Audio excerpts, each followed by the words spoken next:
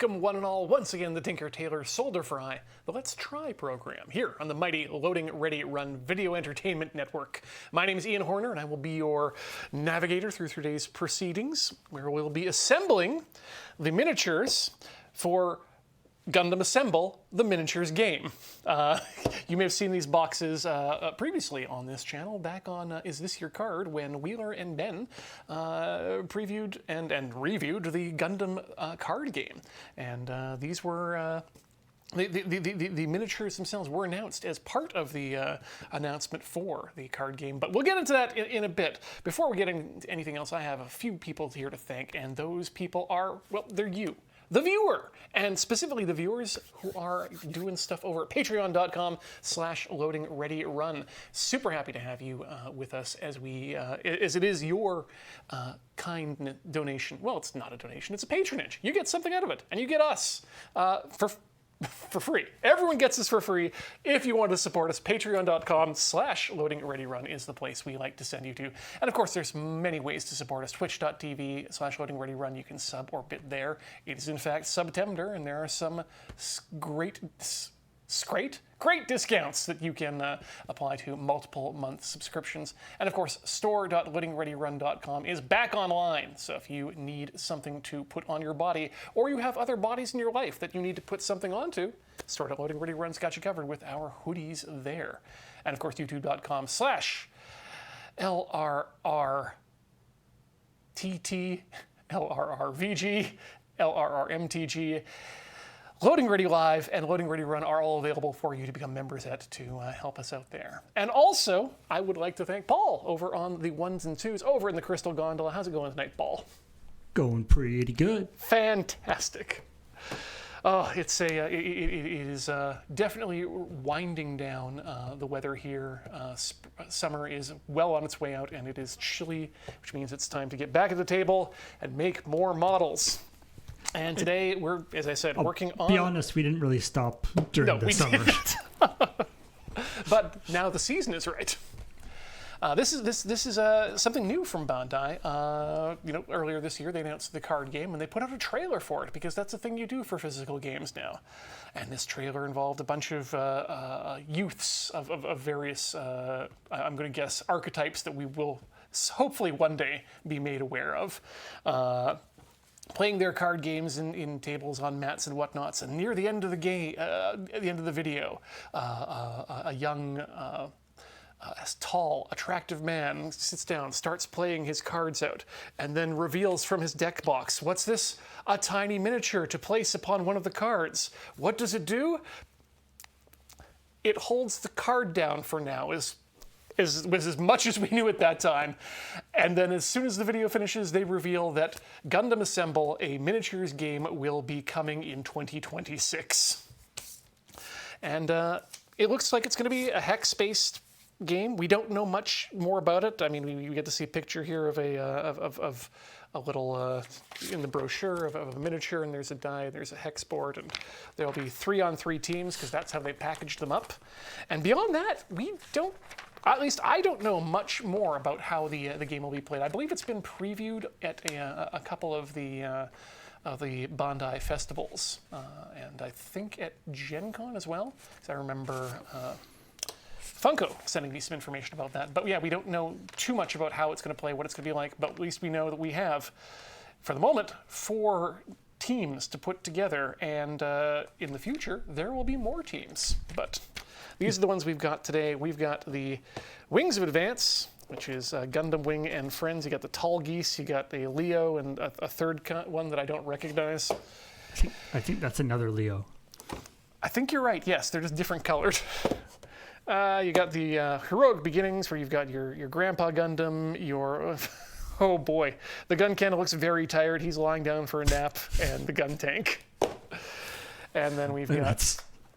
That's the old fogey Gundams. Yeah, well, he was the first Gundam, so some people refer to him as Grandpa within the community. Others just as the first Gundam, which is ironic because he was an RX-78-2. Very confusing. We've got the Seed Strike set with Seed Gundams. And Zeon's Rush Gundam Assemble with 3 Zaku's, 2 regular and 1 Char. And first thing I want to do is I want to get cracking into the Zeon Rush set, to be honest, because that one's got the best set of comparison to what we already know of as a very successful war game here, Warhammer 40,000. You may recall in previous episodes of that, if you've been watching, that I once pulled out a small set of my own Zaku that I put together and painted in the Warhammer scale. Did these out of resin, and I think they still hold up for something that can go on the table. But I want to see how the size and the detail level compares to something that came out of another company that knows how to make plastic models, and that's Bandai. So let's have a look here at let's get one of these sets open, specifically the one I want to work with. This one says Gun Cannon, so that seems to be the gun cannon. This one's got Sky Grasper, so I guess that's Seed. Ooh, I'm learning so much about different Gundams from the card game. It's fascinating. Now, are there? I mean, you're the person of the Loading Ray Run crew that I would say I feel like has the most Gundam knowledge. Mm-hmm. But you have gaps in you're like there's specific Gundam series that you're most familiar with? I am, in a lot of ways, a real Johnny-come-lately to the Gundam franchise. I think my first Gundam series I watched was a few episodes of Gundam Wing back in 1996 when we were airing it at the Bonsai Anime Club of Alberta, and I didn't connect with it. So, and also was told by many people, this is a bad show, you shouldn't watch it. And boy, a lot of people are wrong about things. I'm not going to rewatch Gundam Wing on myself yet. I'm going to watch it alongside a podcast that I listen to that's talking about Gundam and its cultural influences and its influence on the world from beginning to end. And so we've got a few more seasons before we get to Wing. But good Lord, first full series I watched was around 2000, and that was 0083, which was an OVA series that takes place in between 2 different series. Neither of which I had watched at the time. But boy, was it a great introduction. It's essentially Top Gun for Gundam, for better or for worse in that respect. And then years later, I decided, well, you know what? I like this Gundam Zeta. It seems cool. Let's watch that. That was the sequel to the original Gundam. Watched the sequel to the sequel. So now I've got the third, and then things just kind of jumped all around from there until it was just 2 years ago, during the lockdown times, when I started watching the original Gundam, and now I'm hooked. Now I've got to finish them, I guess, but I'll finish them along with that podcast because, again, not a sponsor, but Mobile Suit Breakdown does a really good job doing a cultural and analysis of the show, in addition to a literary analysis and an analysis of the environment of Japan and the world at the time. My impression, again, I haven't actually watched much in the way of Gundam, but my impression is that it is almost not an anthology series, but like each Gundam series in some ways is kind of taken by itself, or there are sort of ones that are explicitly sequels to each other, but they're not necessarily intended to be one consecutive narrative throughout the entire thing. They're sort of different possible futures and things like that. It depends which producer you ask at which particular time. But at least amongst the fans, there are two different tracks, I guess you could say, because they're not even really continuity. There's the Universal Century, which takes place in the Universal Century, which is where the first Gundam series takes place. And it includes, original Gundam, Zeta, Double Zeta, Char's Counterattack, F-91, Victory Gundam, 8th Mobile Suit Team, 0083, War in the Pocket, and I am absolutely forgetting, oh yes, But it also includes things like Gundam: The Origin and Gundam Thunderbolt, which take place in that same shared universe, but have slight plot points which contradict the official timeline, and you can see only the real Gundam heads will actually be able to see those little differences, but they are there. And then you've got what people call the alternate universes, and that's where you've got your G Gundam, you've got your Gundam Wing, you've got your Iron-Blooded Orphans, you've got Witch from Mercury, and now G-Quux, which also is part of the Universal Century, but is also its own alternate universe. So it gets it's very messy.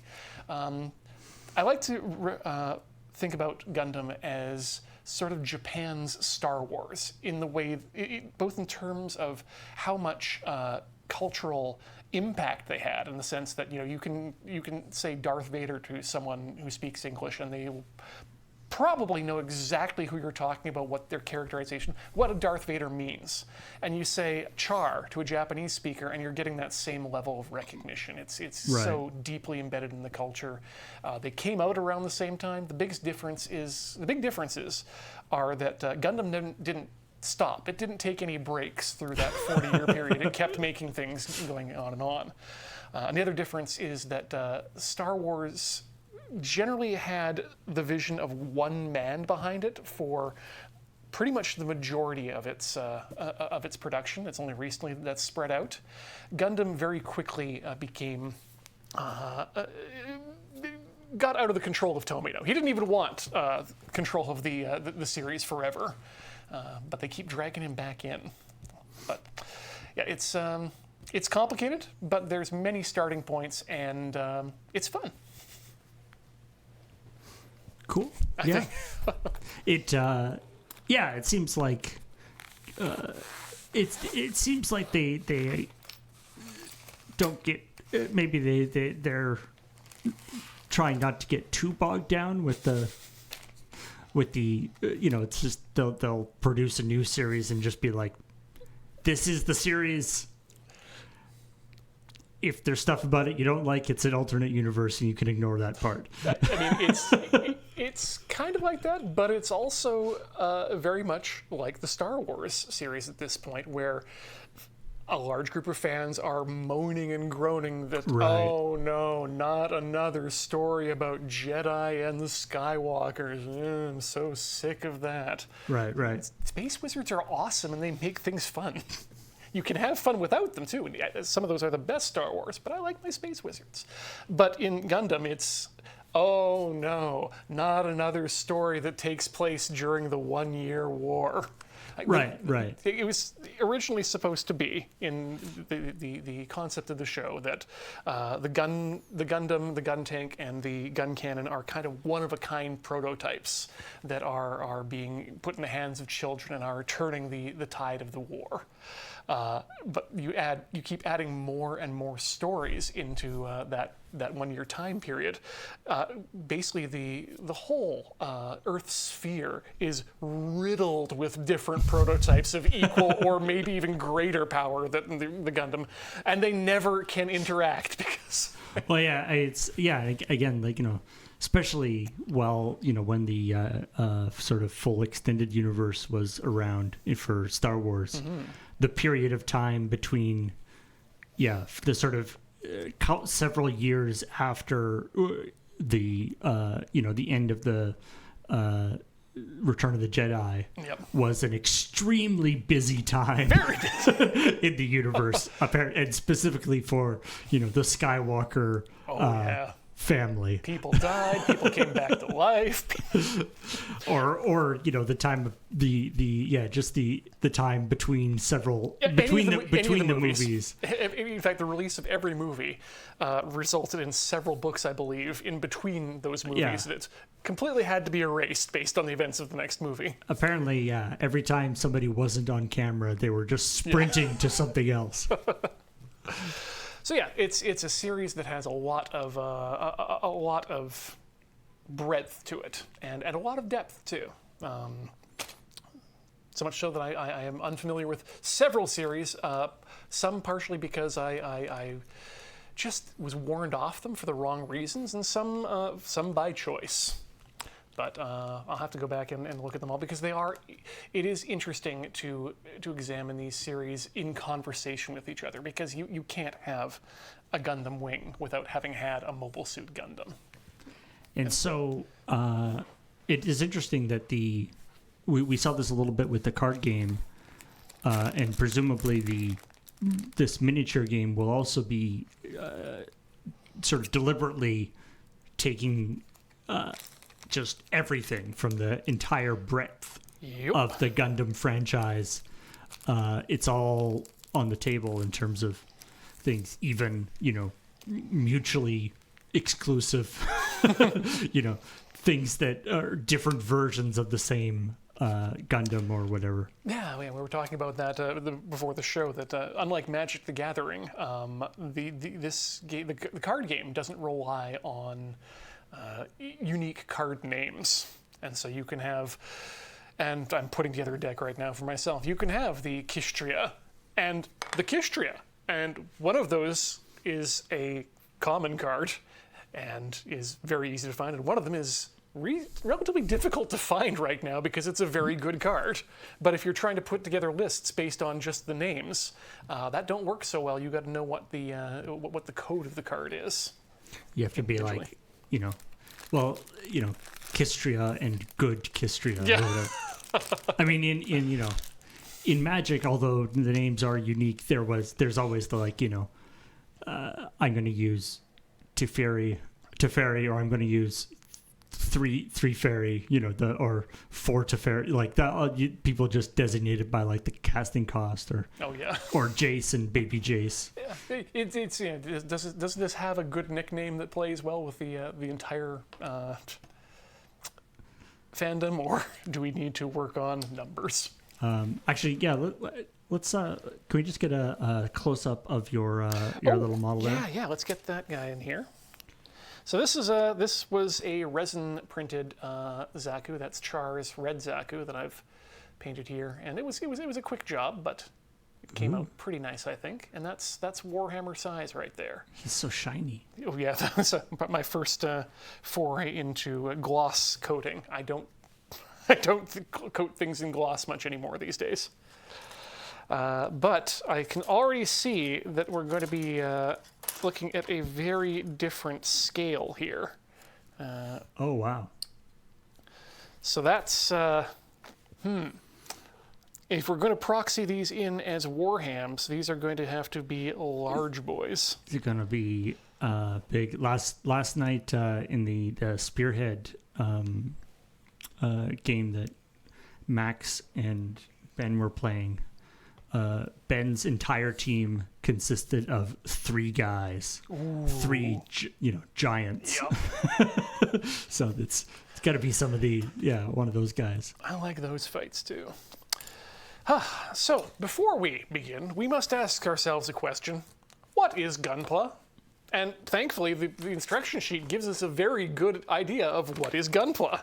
It's Gundam plus plastic model equals Gunpla. It's a common name for plastic models, mobile suits, mobile armor, and other robots or battleships that appear in Mobile Suit Gundam series. And what you need to understand is that there are runners. These are the frames that the parts are attached to. These are runners. Following the steps in assembly manual, carefully cut out the necessary parts from the runner. Well, we'll do that with our trusty God hand. After cutting out the parts, assemble them while making sure that they are facing correctly. Always good. And then it's easier to attach smaller decals with tweezers. That's incorrect. It's weird that they show like traditional Gunpla when that's not what you're getting in the box. I do get the feeling that this is probably one of Bandai's on-ramps into getting into Gunpla. Because these runners look suspiciously like Gunpla runners, except scaled down to fit into Warhammer-sized boxes. Although, as you said, not necessarily Warhammer scaled figures. No, but the you are getting telltale signs of a Bandai injection molded product here, like very good, very good detail. Although, I'm gonna have to get in here and make an adjustment later. Let me show you if you can zoom right in. Yeah, there we go. Let's go over to the leg. Flip it over so you can see the leg. There we go. Aha! So this is the leg of the Zaku. That's the back of it. And you can see this is the hose. Oh, so and it's they didn't cut out the... Yeah, they didn't cut out the inside of that. So I'm going to have to get my... Well, I don't have my drill with me today, but that'll be an exercise for later. We're going to be... Basically today we're going to be doing assembly, light fitting, and cleanup on a few of these models to get them ready for some painting. Now, I guess we're not, or these are not articulated models in the same way that Gunpla usually are. No, sadly they are not. But I mean, they are some of the nicest Gundam miniature models I've seen out there. We've got actually instructions here too, but me being me, I'm going to make a couple changes here. I'm really impressed with the manual too. You don't normally get something quite like this out of a Games Workshop. Oh wow, information on the pilots. Well, specifically Char. You don't get any information on Jean or Denim, but they do give you a color guide, which is something I'm always happy with. And it appears they're using Acrisian Gundam Assemble colors, which are a product of Mr. Color or GSI Krios. So those should be available to anyone who's got a hobby shop that deals in those paints nearby them. Now, are you planning on doing them in the livery that they are shown in the book, or are you going to go in a different direction? We will absolutely be using, well, I don't know if we'll be using specifically NGA06 Char's Pink and NGA07 Char's Red. But what I do want to do He's got his own pink? He really does have his own pink, and you can find it in any of the officially licensed Gundam colors. There will always be a Char's Pink. Some of them call it, I think, though, anime pink. Wow. As if you actually sit and watch the series, they call it red, but he is absolutely pink, and that's mainly due to the way that things got photographed off of cells at the time and were broadcast onto TV. A fully proper red would just look blown out. But I mean, as you were talking about the cultural impact, the idea that the pink that was used in this that is on this show is just called anime pink. Yeah. Or TV pink, I think might have been the other one. TV pink, yeah. But what we're going to do is we're going to swap out, much like I did for the little guy I brought from home, we're going to swap out the axe and give it to Char, and then give the bazooka we're going to give the bazooka to Char, I think, because that, I think, makes for a better looking model. The axe looks pretty cool on him here, but there's some pretty iconic scenes of Char with the bazooka that I think makes it nicer to have on like that. And I don't think that there's any reason that I can't do that gameplay wise. I don't think that there is a WYSIWYG, or what you see is what you get, rule according to this game yet. I don't honestly know. The game isn't out. I mean, there literally isn't a rule about that yet, because there are no rules yet. That's true. Time to petition the rules committee to make sure that doesn't matter. So yes, we'll start with the Char's Zaku that's standing up, which I believe is going to be Char's Zaku, and that runs off of runner B1. Thankfully, there's a lot fewer runners with these sorts of things than there are on a full-on kit. But yeah, nice detail on the back of the shields, I think, also is nice. Oh yeah. Yeah. But yeah, you can see the Oh, wow. These have been put together pretty recently. I'm there we go. The glaze, the glare is down. Bandai Spirits, made in Japan, 2024. And these little, I don't particularly remember exactly how to read these dials, but there is a code you can look up to find out when exactly your sprue was printed based on these dials. What? Why not just put the numbers in? Those are like dip switch dials. I think because it's easier to just rotate a small arrow on the die than it is to load in another set of actual digits. Wow. Yeah. So yeah, I think the numbers around the dial are printed on the actual mold, and then the arrow is just set to go to whichever printing it's going to be. Neat. Great. All right, so let us start clipping, I guess. I'm curious most of all to see how bad the mold lines are on this as well, and how much cleanup and scraping work I'm going to need to do on that. I'm going to put on my glasses in a way that I can see the chat and see what's going on here.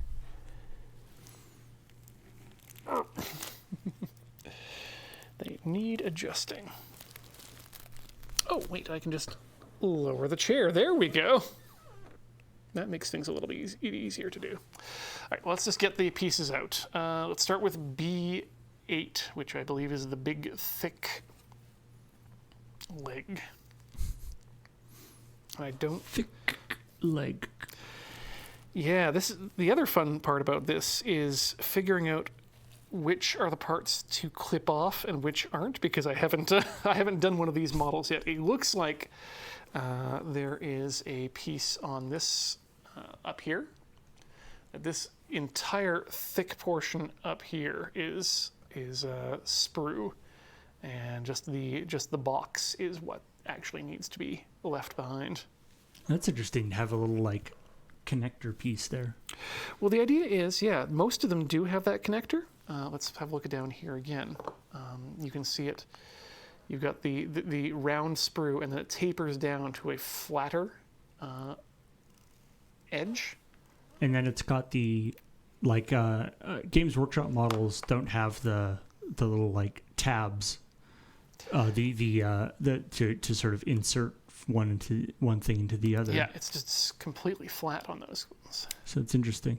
But yeah, the thing to do is to do your first cut on that sort of flashing material, and then you can come in and clean up with your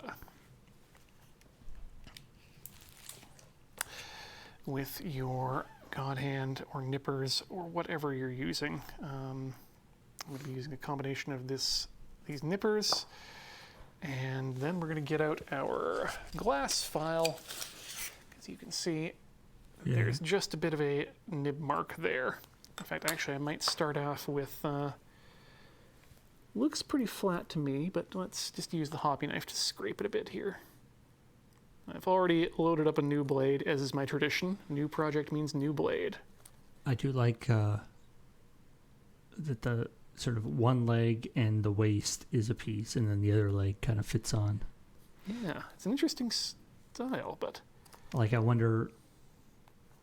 Why do that? I guess if you want the other leg to be not directly in plane, I don't know what position the other leg is in, but it might also just be that that it's just too much plastic to do it once. Right. So that's always the problem with injection molding, is that everything's got to go in and harden all at once. Don't get any second chances. Okay, that's one piece. It's interesting to see, the different techniques. Games Workshop is currently doing a lot of like partial cuts on things and stuff. Like they sort of do front and back. Just 1 second. Yep. We'll keep it going here. Yeah, Games Workshop has their own system. And what I wanted to do, but couldn't find any in the office, which is ironic, was bring in some Games Workshop sprues to show off the difference between how they lay out a sprue and what their sprues look like, too. But because they tend to have a bit more in terms of a much thicker sprue material itself, and sort of a wedge shaped in profile, or chevron, I guess you could say. But yeah, I can definitely see there's a little bit on the inner line here. We've got some, got just a bit of line there. So I'm going to scrape that off with my hobby knife. And then that'll be nice and flat as well. And if we're causing any sins to occur here, well, you know what? It'll be fine because the primer will take care of everything. Primer covers all sins. Yep. But yeah, right down the edge here. It's interesting because I'm not, well, when I'm cutting my model parts for the larger models, I can usually find a flat edge to cut against. Here, not so much, thanks to the nature of everything just being in one autonomous part. This particular model, anyway, seems more rounded than some of the ones that I've seen you working on in terms of gunpla. Like just the style of this particular Gundam is a more kind of less sort of flat planes. Yeah, the Zaku's were definitely designed to be more, and by designed I mean designed by the actual by Okawara, the mechanical designer, to be more round and organic shaped. Just to provide contrast, I guess. Exactly, yeah, to really show a difference in technologies and approaches from the Universal Centuries Federation forces. So we got the leg. Let's get the other leg out here then. No sense not. And this time we're just gonna, well, again, we will give ourselves space to clip these off cleaner as we get closer. Although the other big difference that I'm feeling right now in the way that these are feeling as they get cut, model pieces tend to be hollow, or at the very least they're a shell of a piece. They're not an entire leg section or an entire thigh, whereas these feel very substantial in that they are solid pieces. I guess when you get to the scale, there isn't really that much room inside anyway. Well, some of the models provide in fact, they've started doing more detailed internal models because, well, the builders are maniacs like myself who like to detail the interiors and parts that people will never see. Paint those, paint those pipes and metal pieces.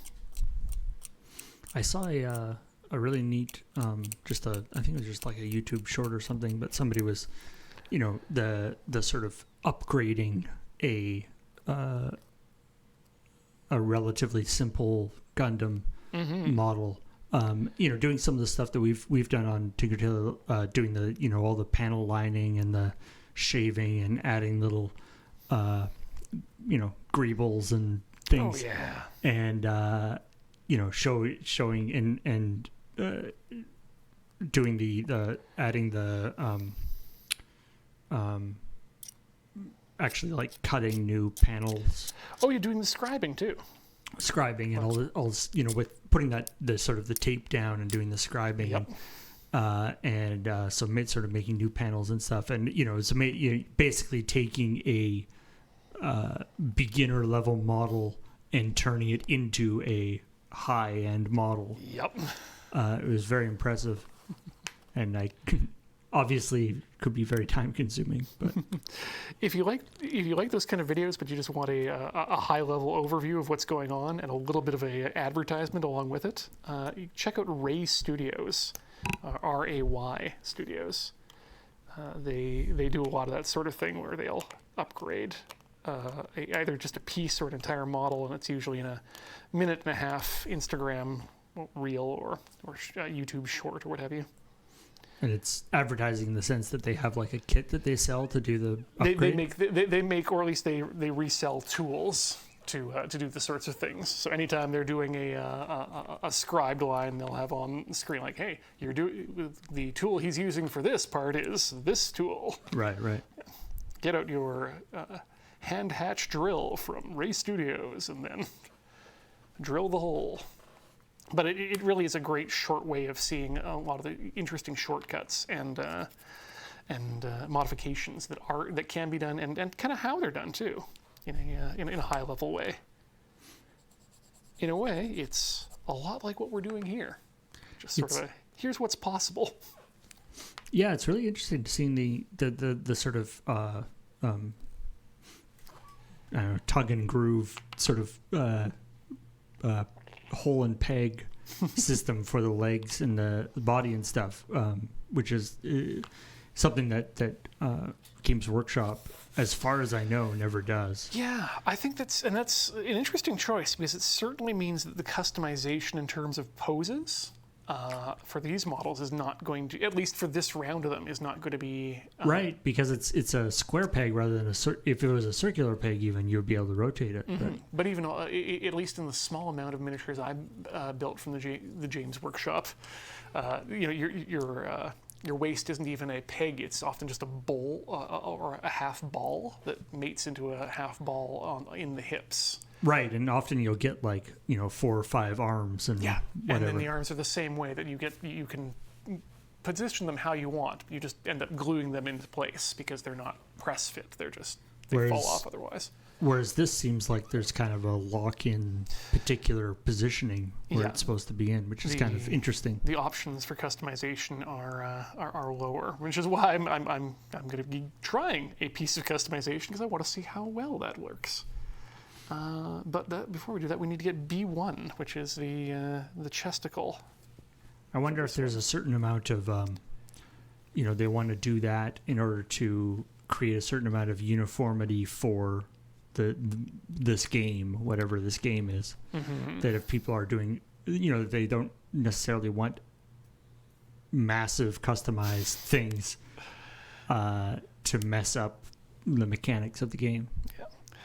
Well, and again, I think they know that they've already got the Gundam or the Gunpla nerds in this game already. This is a way of onboarding, as I said, those people who are going to be card game first or wargaming first people to get them into the whole Gundam universe of product. It is, yeah. It's just kind of, with that, Games Workshop and Namco Bandai are sort of the two sort of top tier companies making these things, but they're using they have completely different. I don't know what the actual physical machinery is like, but they have they're working in different parts of the world. They have different processes for designing their stuff, and they have all their own sort of probably proprietary machinery and stuff. Absolutely. To sort of end up with something that's kind of the same, but it's just sort of interesting to see two companies that have a huge amount of experience in this field ending up with slightly different results. Two formerly imperialistic island nations, both alike in dignity. Yeah. But yeah, I was talking while you were out of the gondola there about the difference in the feel of and the look of the runners that Bandai puts out, as opposed to the ones that Games Workshop does, which have a much more geometrical plastic running area that runs up to the parts, And I guess just very different technologies is what they're working on. And I think if Games Workshop wanted to change over to the Bandai method, they'd probably be just leaving a lot of experience with the way that they're doing their models on the table, and probably would have to work back up from scratch, to be honest, which is not great. I saw a thing about some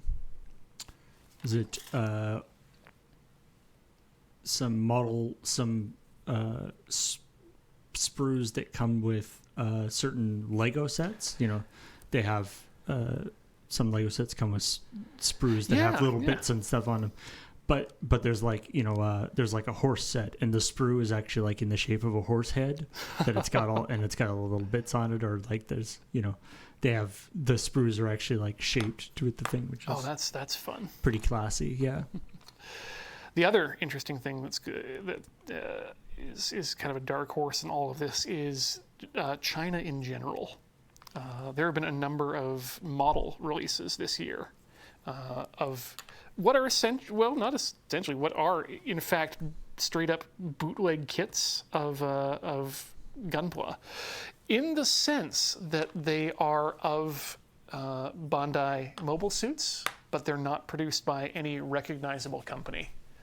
And some of these have been very well received by the community and have been leaving Bandai in the dust in terms of making certain grades of kits, the master grade 1/100 scale of suits that Bandai just has completely ignored up to this point, and some that have just been just complete leapfrogs of what Bandai has available because they haven't updated that model yet. Wow. And so once we start getting, it's not even a case of once we start, it's already the case that these companies are making models of their own originally designed mecha. And it's just only a matter of time. It's not even only a matter of time. They're at the point where they can make models that people want to buy that look just as good as what Bandai puts out, but at a fraction of the cost, and not available from them. And of course, 3D printing is very, definitely nipping at the heels of the sort of traditional injection molding in terms of making these things. And where it's really shining too is in the aftermarket, where people are making different hands and hand shape poses, because Bandai does make a movable hand for models, but when you get down to that size, when you make something movable, it really removes a lot of the detail that you can put into it. Whereas if you suddenly can print a hand in any shape or configuration that you want, you can make a lot of money. Mm-hmm. And then you've also got people making add-ons for the models that Bandai does make, notoriously bad parts that tend to snap reliably with age or with time or just immediately, or things that get loose are starting to be replaced by upgraded metal parts, to the point where you can now get entire metal frames for some models, where you just ignore the plastic frame and just take your plastic parts and connect them to this metal frame, which is... Ooh. In some cases, when you're dealing with models that have a sword that's longer than the model is tall, you need something that's going to be able to hold that thing up. Nice. Yeah. But yeah, it is definitely being democratized, and especially, can imagine, from the sort of in the context of the Chinese, sort of knockoff or making replica stuff, that it's pretty hard to, obviously it's like, it's like whatever, giving out the source code with your program or whatever, right? Yeah. Like, it's hard to keep it secret when you are literally, selling people a sprue with all the little pieces on it, that obviously if you just copy that directly, the detail will be quite as good, but it's not that hard to see exactly what it is. Mm-hmm. Well, it turns out this is something Apple found out and proved, is that the companies that get the best results from manufacturing in China are the companies that go in and do the training and provide the equipment and bring the entire industry up to the level that they want it to be. And you know what? If you're doing that with models, or if you're doing that with computers, the result is going to be the same. You're going to have a population that's able to make the device that you are making for that other company, and Right. they might want to make it at a higher profit margin. Yep. But I think that's just, again, democratization of technology in general. Wow, I am impressed. Get the close up here. This one, I'm not sure if you can see this because it is such a small detail. But you see that the front here of the mask, the pipe's coming down to this end. Oh yeah. You can see that there's just a little bit of recess in there for the front of the mask, and that is some good level of detail at that size. Nice. Yeah. I could see how like if you were painting that, that would work really nicely with a speed paint or something, or Yeah. one of the paints that sort of go into the little cracks and stuff. Contrast paints. Yeah, Contrast paints. That's the right thing. Which is what we'll be using on this in the end. I'm a big fan of contrasts these days, having now pretty reliably been able to mix my own with medium and good pigment-based paints. You lose. So this is one of these areas where I think they suggest that you might not want to assemble it all the way. If we can go back to so I'm just putting the hat, I guess you could say, on the Zaku. But there is all this area in here should be black except for that little circle in the middle, which is the little mono eye. And so I think that was going to be a lot easier to paint if I don't have to aim in between a bottom ridge down here and the top of that hat once it's pushed all the way in. Right. Yeah. Yeah. Although I do think I need to push it in a bit of the way. Ooh. Okay, let's go that far, and then I can back up a bit later. Let's just fit that in there. There you go. Top of the morning to you. Oh, nice. Yeah, looks good. Oh, he's got the little peg for his feet. That's nice. Yeah, that's nice. So you don't have to. Explaining the concept of what basic used to be to some people has resulted in some pretty strange looks. You know, drilling a hole through a base and then running a copper rod up through it. All right, anything? Nothing. None of this stuff is undergated, which is a little bit, not depressing, but a little bit disappointing. Oh, there's a second piece on this here. Sorry, what was that word? Undergated? Yes, yeah, that's something we talked about before, but for a refresher. So remember we were talking about the little area between the parts here, right? Just Right. off the sprue to the thing. That's known as the gate, which. Undergated. Yes. Oh, I thought it was one word, undergated. Undergated. I was like, ooh. Undergated. No, yeah. Oh, okay. And yeah, the undergating means that, especially on the sorts of shell parts that are the outside of the armor, you've got your gate on the bottom side in a way that you can cut it flush. Right, that you'll right. never see because the only parts that are facing the viewer are all that side. So it means you have to worry less about nub marks, and it's especially nice for people who don't paint or choose not to paint their works. Where am I going here? Right, B2 is the actual arm we are going to use. That's 2. Good.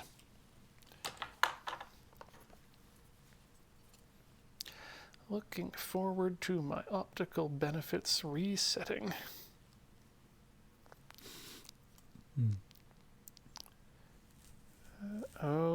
Hey, yep. Here is a classic. I won't say it's a blunder. They clearly are modeling it this way for a reason. I just can't say which. But when it comes to cleaning up your mold lines, this was molded such that, kind of in a smart way actually, that the mold line runs down the middle of the arm and along the side of the fist on the top, which is great. Except it also means that it runs down the middle of the knuckles. Oof, which that's tough. Yeah, I'm wondering though if I can just use that as a sort of a panel line situation. Right, yeah, maybe that's just the point of articulation. And I think I can. And at the very worst, I could just emphasize the line a bit more in future. But down here, that's absolute nub. That's got to go.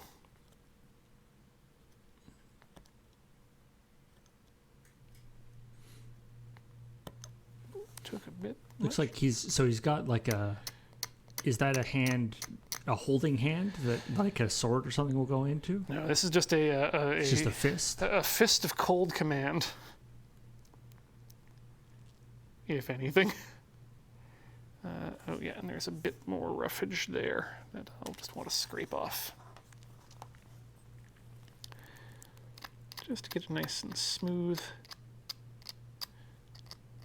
And then you can let if you've just got a little discoloration, normally fingernails will work to work that out. But if you're going to prime it anyway, no problem. You're good to go. So let's get that into this interesting arm hook situation here. Is it just goes back like that through the... Oh, interesting. Oh. Doesn't even go into the hole. Oh, yeah, there we go. Ah, and it kind of snapped in place back there. Oh, that works well. Yeah, not bad. And it will come out again. Good. That's what I was concerned about. And again, I'm just going to feel this area here with the edge of the knife just to make sure it's... Oh, wow. Yeah, that's pretty recessed in there. That might actually need, for the first time in my life, I'm realizing that might be something that I'm going to need to putty up. Because I don't think that's due to a bad cut. I think that's just due to a bad injection Just ending. a bubble or something in the... Yeah, just a last-minute bubble. But not bad so far. Now, let's see if we can get B23, the axe hand from B3 on there, and see how that looks.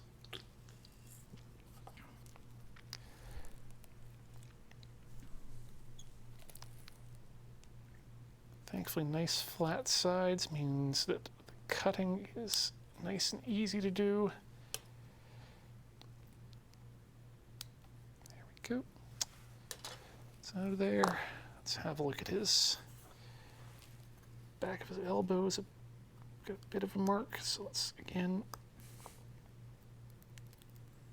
just a bit of shaving, a bit of scraping. Just we all need to shave the back of our elbows occasionally. yeah. You know what? Let's give that a bit of a glass file. Oh yeah, that's nice and round now. Good. And then this tip of the axe here. Let's again just give that a bit of file. He's got the arm and the axe all one piece. Eh? Yeah. And that's actually the same axe as the other model that you like, the model that you built, isn't it? Yep, that is what is known in the industry as a heat hawk. Ooh. And you know what? I see what they mean. That could work. Is that sort of what's that on his arm? It's like sort of a flag or something? So that's actually it's sort of a shoulder shield. Oh, I see. And it should be normally positioned thusly. So if I did want to use this. Oh, because this is the situation where you're trying a different arm on the... Yeah, on the different guy. So, like, if we looked at the other torso, is the shoulder peg on the other torso configured so it would be mounted properly? Yeah, if we can get the top down here, we can actually show you what it's going to end up looking like. So here's our boy as he is up top. Here we go. This is what the man with the axe is supposed to look like, or here as well. It's kind of the torso's in a twisted position. Oh, I see. And the axe is right up in the air. If we were to make this, if I were to do this modification myself, what I'd end up doing probably is, that would be rough, but I'd probably find a way to cut along the inside of this shoulder shield, such that I could rotate it by 90 degrees so that it's, vertical up and down roughly with the ground rather than. Wouldn't it be easier to just to? Oh, I guess the configuration of like it's if you could just like change the orientation of the peg, would it work, or is it just that the shield is actually in the wrong orientation in relation to the arm? Yeah, the shield is the wrong orientation to the arm. Then he remembered that he wasn't going to put the axe on Char's Zaku. He was going to put the bazooka on that Zaku. So let's try that out instead then. That looks like it actually has the shoulder in the right orientation. So let's.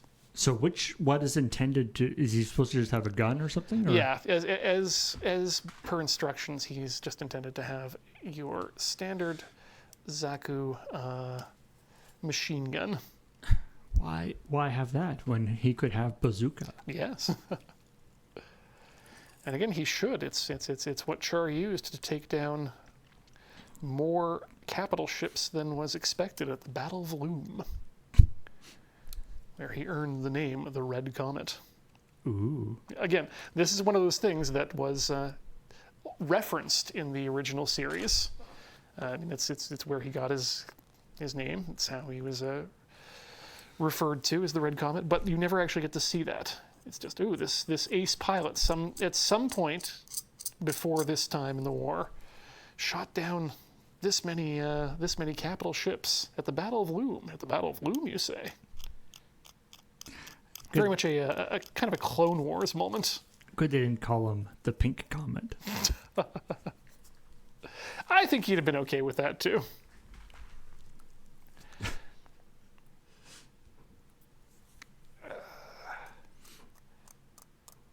When you get to the point where you're allowed to have your own battle colors on the field, I would rather remain anonymous, thank you. It's true, yeah. You definitely are making yourself out to be a target, but I guess that's the point. Yeah. Okay, so might need a bit of putty up top here as well, because I think that feels like it's an indent. I don't like that. Huh, interesting. Yeah, well, I guess this is their. Well, this isn't their first. This can't be their first foray into miniatures in general. I wonder if this is, though, like if this was sort of deliberately positioned as a, as something that they could do with relatively, budget resources. Well, they are setting up a new. This might be honestly just have been a test run of some of the new facilities that they are going to be bringing online later this year. They've got a brand new factory that's big in Shizuoka, and a museum you can go to. Oh, yeah, that looks very good. You know what? Okay, I'm sold. Char gets the bazooka. Let's give him a base and see what he looks like next to the Zaku. The Zaku I brought from home.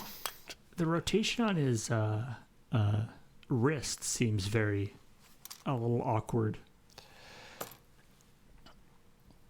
A little bit. I mean, it's a resting position. I think. I mean, there's nothing I can do about that. It's clearly intended. I know that's the way it's molded, but it just seems like a weirdly awkward way of molding it. Yeah.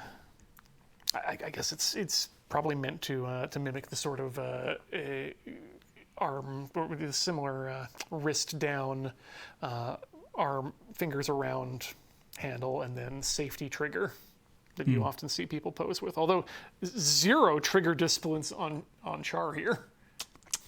That's just that's an accident waiting to happen, which honestly applies to everything the Red Comet does.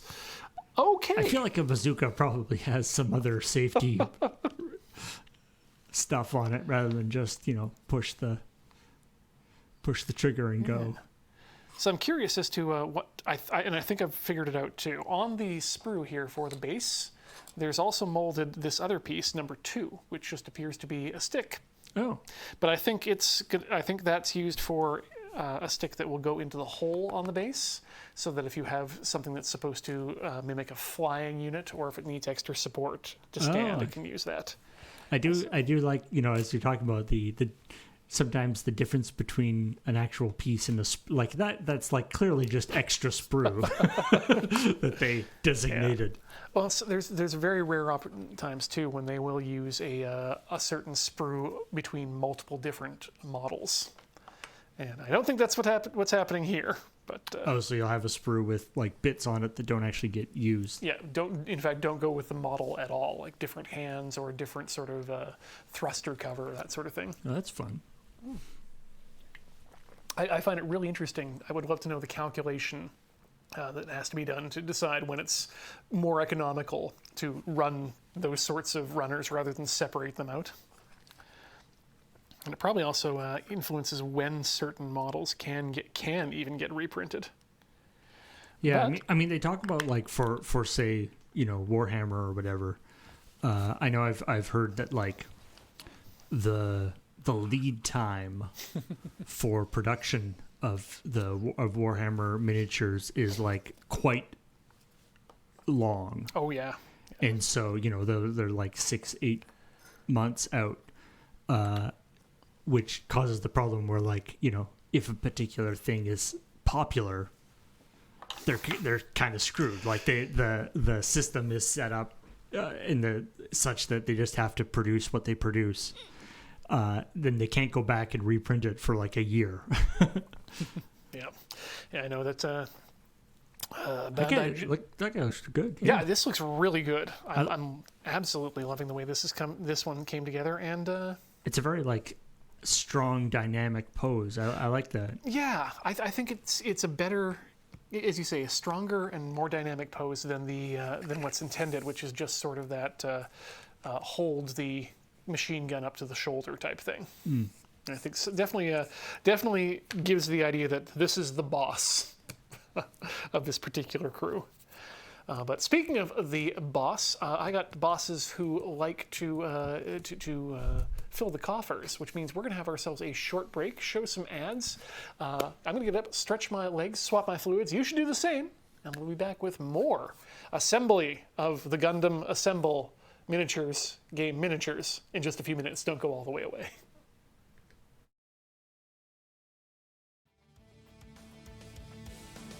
Welcome back to Tinker Tailor Solder Fry here on the mighty Loading Ready Run Video Entertainment Network. My name's Ian. We got Paul on tech over in the Crystal Gondola, and we're putting together some Gundam Assemble. We're assembling some Gundam Assemble miniatures for the miniature game Gundam Assemble. It's very, very clear. No further explanation necessary. We're currently working on the starter set for Zeon's Rush ST-03A.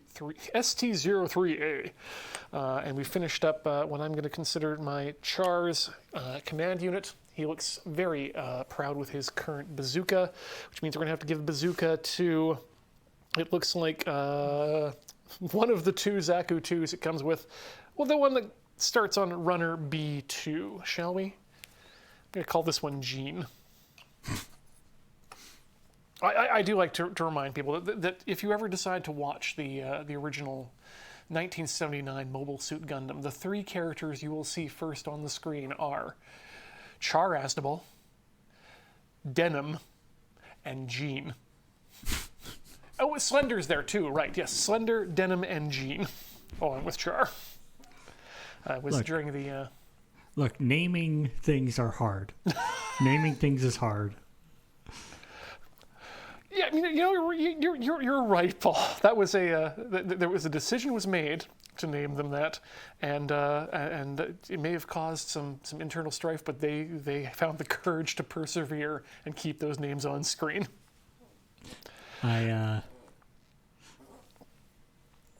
It's like I got partway through. I was watching JoJo's Bizarre Adventure. I see. Jordan got you. And I think it might have been you actually. I don't know. I mean, everybody seems to be watching it and enjoying it, but it took me like a while before I was like, "Hey, wait a minute! All of these names are bands." Yeah. Which caused such a problem in the early days of localizing the series, because those band names are technically trademarks. Right. So you can't always use them. And you get some very... Or if you want to make like a toy or something, you can't call it Speedwagon. Well, I mean, for example, there was one stand, I think, named Dirty Deeds. Specifically, Dirty Deeds Done Dirt Cheap. And it got... They ended up localizing it along something the lines of bad happenings at a reasonable price. My go-to technique back when we were doing sketch scripts all the time was I would just go to IMDb and click randomly on click on a random movie, and then start combining first and last names of various actors. That are usually like people who are like down the list. So I don't accidentally get like a famous name. Yeah. Outside of Crankcore, I put way too much thought into my D&D names sometimes, often with very little payoff. Yeah, I've definitely done that too. Where you go, aha, I'll come up with this fancy name, and then doesn't anybody want to know ask about the history of my name? No. Oh. But I will say that, and I think I've mentioned it before, that the creator of Mobile Suit Gundam, he rewrote and directed the original series, is on the record as saying that he did choose some of the names of these mobile suits in increasing levels of weirdness, specifically to draw the ire of the producers and toy manufacturers. Doing a lot of the, just looking around at what's in the room that he's currently in. Oh, no, it's weirder than that. Galbalthi, Gaza D, Metasu, Hama ended up as one. It's like some of them are deep references to Sanskrit writings and Indian mythology sometimes, and then some of them are just Zok. I like because as a North American, my instinct was like, oh, that's a strange name, but I bet it doesn't sound that. But it's like it's not that weird for Japanese people, but it just sounds weird to us. But the idea that it's like no, that's also weird to Japanese. It's not supposed to be normal in Japanese either. No. I made legitimate and respected voice actors say these words.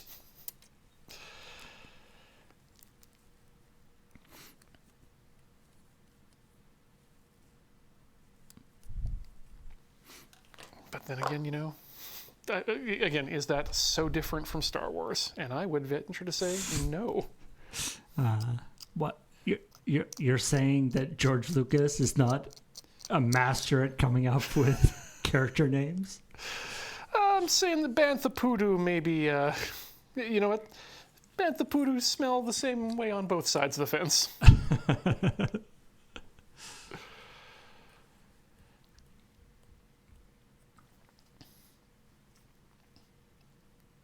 But you do get some interesting, good names too. I especially... Tomino wasn't involved in Iron-Blooded Orphans, which was one of the more recent series that has come out.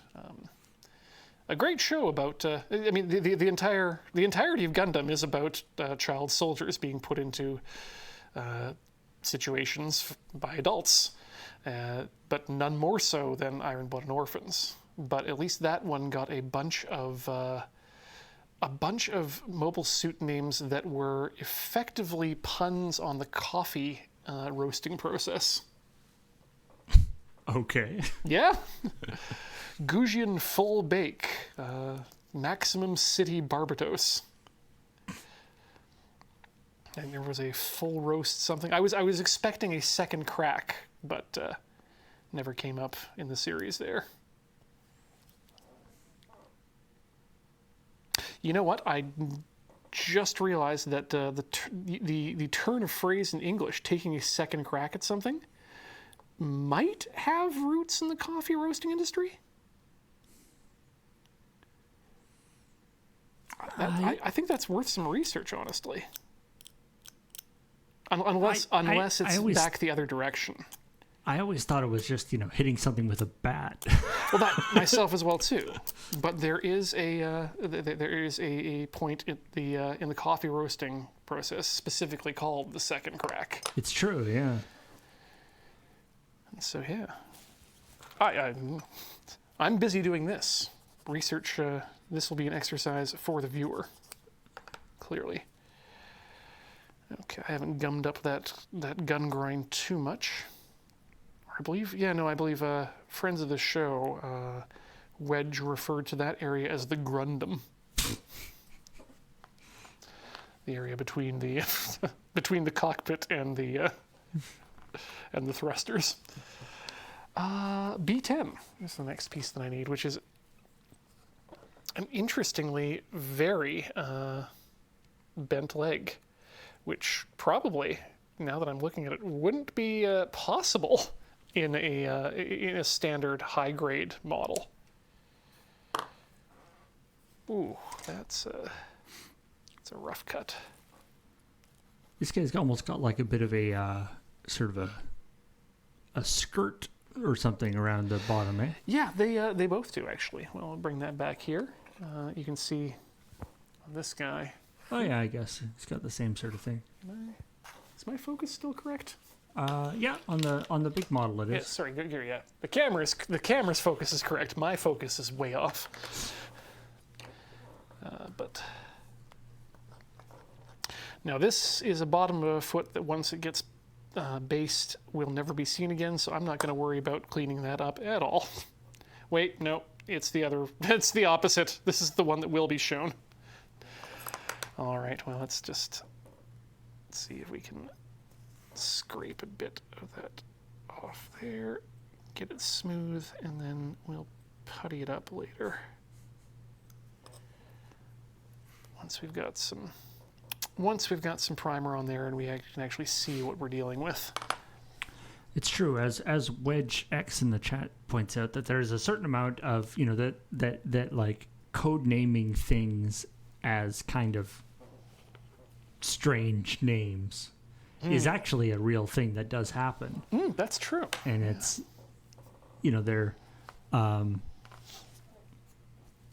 do like particularly, in the U.S. and military and stuff, there's this weird combination of like operational code names that are sort of, I guess you would call them, sort of a marketing, like things that are like a little too on the nose, or like, whatever, Operation Desert Storm or something. Like they're trying to be a cool name. F-16 Flank or F-16 Falcon, F-18 Hornet. But then there's a thing where if you are actually doing a secret thing, you don't want the code name to be anything related to it, right? You don't want a real secret operation doesn't have a code name like, dark, whatever, dark blood, dark time or whatever. They want to make sure that they have it as a fairly innocuous sounding name so that people don't look into it too much. Toadstool or God, what was there was one of the nuclear tests that was known as CART, not Apple Cart. Chad will know, but yeah, I also love the way that we Oxcart, that's it, yes. And yeah, there's a bunch of the nuclear tests had sort of strange names. Mm-hmm. Or the Davy Crockett, of course, being the atomic. Yeah. Was it Knothole one of the nuclear tests as well? Probably. Anyway. Yeah. But I especially like the way that we turned it around and name enemy jets in the NATO vernacular with dumber names, like the MiG flankers and fish beds. Who wants a fish bed? Ooh, right. You still Oh have- wow, this guy's actually kneeling. Yeah, this is an extremely dynamic pose. The guy who's got the axe. And wait a minute. This wasn't axe guy. Oh no. Wait, is this the Or is this axe bazooka guy?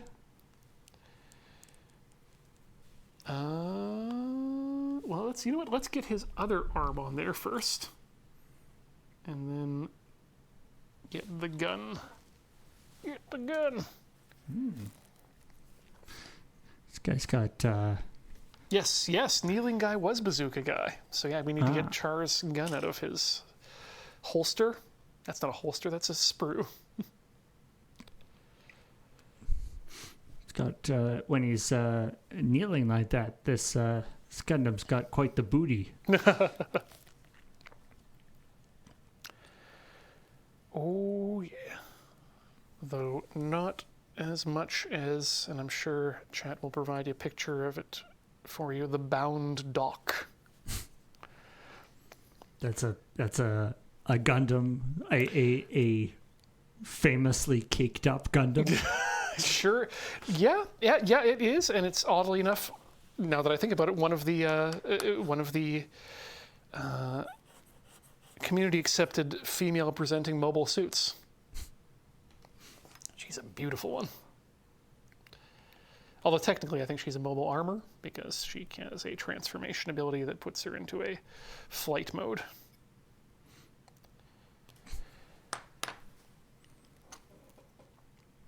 God, I'll have a good series that you can be extremely pedantic about. Interesting. So yeah. The way that the arm goes in there, that gives you...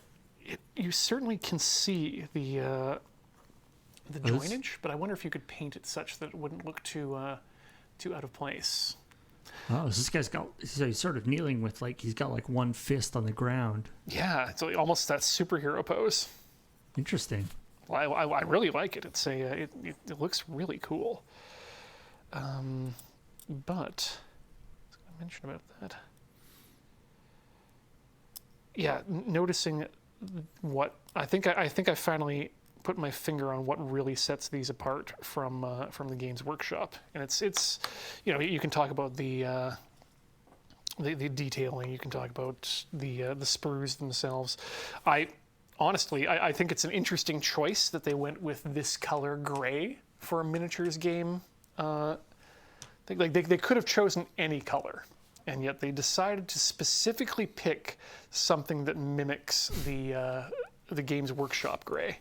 It's true, yeah. I guess there's no particular reason why. I mean, I guess that's sort of it gives them sort of a medium color that you could either paint prime black or white, and it kind of works okay. Yeah, I mean, I would think that, I mean, they've got access to all the colors, so I would think that maybe they would try to do some base colors that work for whatever team. Like a green color would have been a great color to have for this team as a base color, because then you can paint Char red over top of the green, but you could just leave everyone green and have a at least you would have two color coded teams. Yeah. But no, the big difference is this assembly, this press fit.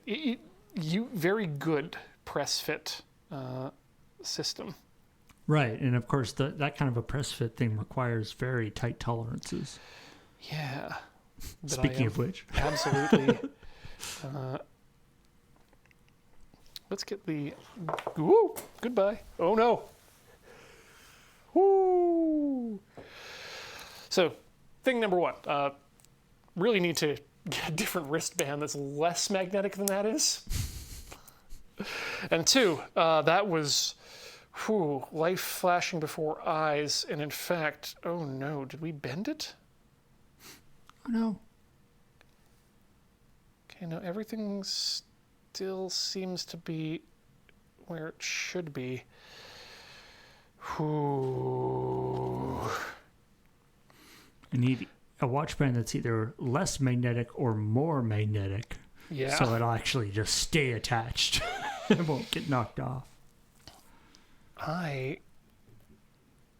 Let's get this piece off here first, and then I'm going to cut through a bit of sprue here.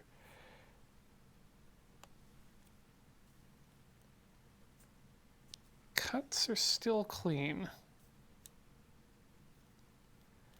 So I think we're okay. It feels like it's been knocked out of alignment, but everything's still connecting the way it should. So, fingers crossed, everything's okay. But I know that these are extremely brittle because they are very sharp metal and very precision on the very hard on metal. the god hands. Yeah. So there's you'll often see on the Gunpla subreddits when people end up taking a chip or completely breaking the top of the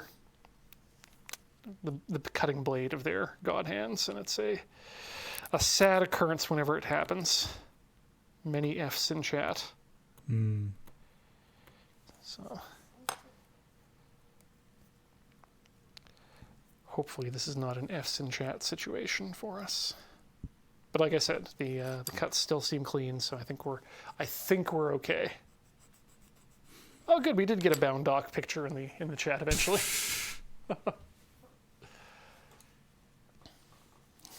That's the only mobile suit that Corey's ever said that she didn't want in the house. Wait, are we looking? Is this picture the front, the back of it, or it's facing away from us? In this That is the picture, back. right? Okay. Yes. Huh. Yeah, it clearly has a dress or a skirt of some kind. Yep. I mean, not the only one with a skirt like that, but the only one with a face like that. It's a battle skirt. Okay, so, like we said, precision aside, this isn't going to fit into that hole. This peg is not going to fit into this hole as it is. Because it's the wrong. Yeah, I'm not going to force. Oh, wait, I got it in kind of. It's just enough to kind of hold it in place and maybe get an idea of the dynamism of this pose. Let's get any. I mean, now that you sort of know the pose, are you reconsidering your swap, or? What I'm going to do is I'm going to put him on a base so that I can get a good look at him. But I don't think that it's a bad pose. I think this is just a case where I'm going to need to do a little bit of surgery on a peg. He did surgery on a peg. No, you know what? That still looks cool as hell, in my opinion. Yeah. Oh, I see. I can see his arm is like a little bit wonky right now, but that's just because the peg isn't quite all the way in. Well, you know what? Rather than wait on this, because you know what? Tinker Tailor Soldier Fry is all about trying things out. Well, let's do the modification now. I mean, the nice thing about this is that, absolute worst case scenario, you could always just take the peg off and put the arm on however you want. Yeah. But obviously, it's a little nicer just to be able to use it. But yeah, I'm just going to shave that peg down in the back a bit. That should be enough. Don't want to take too much. I mean, I can always glue it in if it needs to be glued, but... Wait a minute. That picture, is that literally... I don't... Yeah, that, you know what, might literally be the the scene, because that's... I didn't realize these were actually supposed to be, particular scenes from the show. I don't think they are.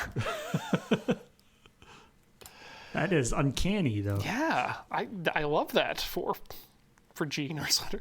And again, that's from the first episode of the show. Oh, really? Yeah. Okay. So yeah, just gonna have to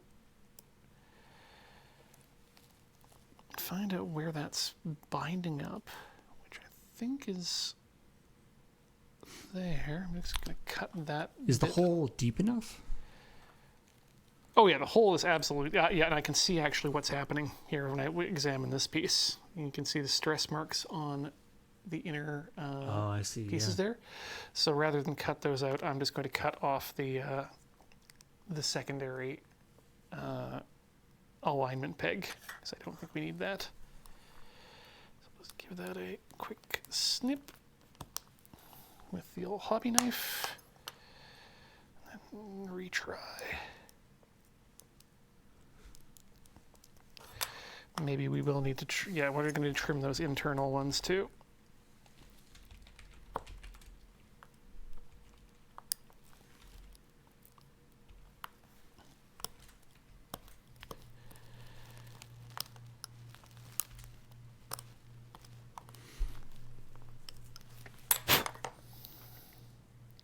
Okay, hopefully that's enough. There we go. There we go, that goes on there, okay. Now it's just binding a bit. I actually think, this peg actually I think is a bit too long too. I do love. I love the idea that, as some people in the chat are saying that some of that, especially the first episode of Gundam is so sort of iconic that scenes of it are kind of in the national consciousness. Yeah. Okay, so what I've done is just made a slight mistake, but not really. Okay. What I've ended up doing here is actually made it fit properly. So what was happening is that this little bit here, the end of his rifle, was banging up against his skirt hose. And so by removing all the pieces, I've managed to make it such that I can shove the rifle up just a bit and get it right in connection there, as tight as possible against the body. Unfortunately, it means that I've taken enough plastic out that it's not going to stick there on its own, so we will eventually need to glue that together. But for purposes of the press fit for today, like I said, because we're not doing the heads all the way in for the same reason. Let's just see what this looks like. Kids, make sure you never get the gun butt mixed up with your skirt hose. And just give that a bit of a hang there. And yeah, I think that's... Oh, yeah. I really like the way that looks now. Yeah, you're right. Very, very the sort of superhero pose or the... Mm-hmm. But it's a pose that definitely implies, quick motion very soon, which the bazooka in my mind doesn't necessarily imply. The bazooka implies I'm going to stand here and shoot rockets at you. And you're going to have to deal with that yourself. Or like maybe he's just, they've just like taken out a big squad or whatever, and that guy's like bending down to check something. He's like bending down to check on somebody or check something. You okay? Get themselves into the colony to steal a prototype mobile suit. I can only imagine I can't imagine what it was like seeing that scene for the first time, but seeing robots move of that size and then very delicately manipulate things to open doors was a big difference.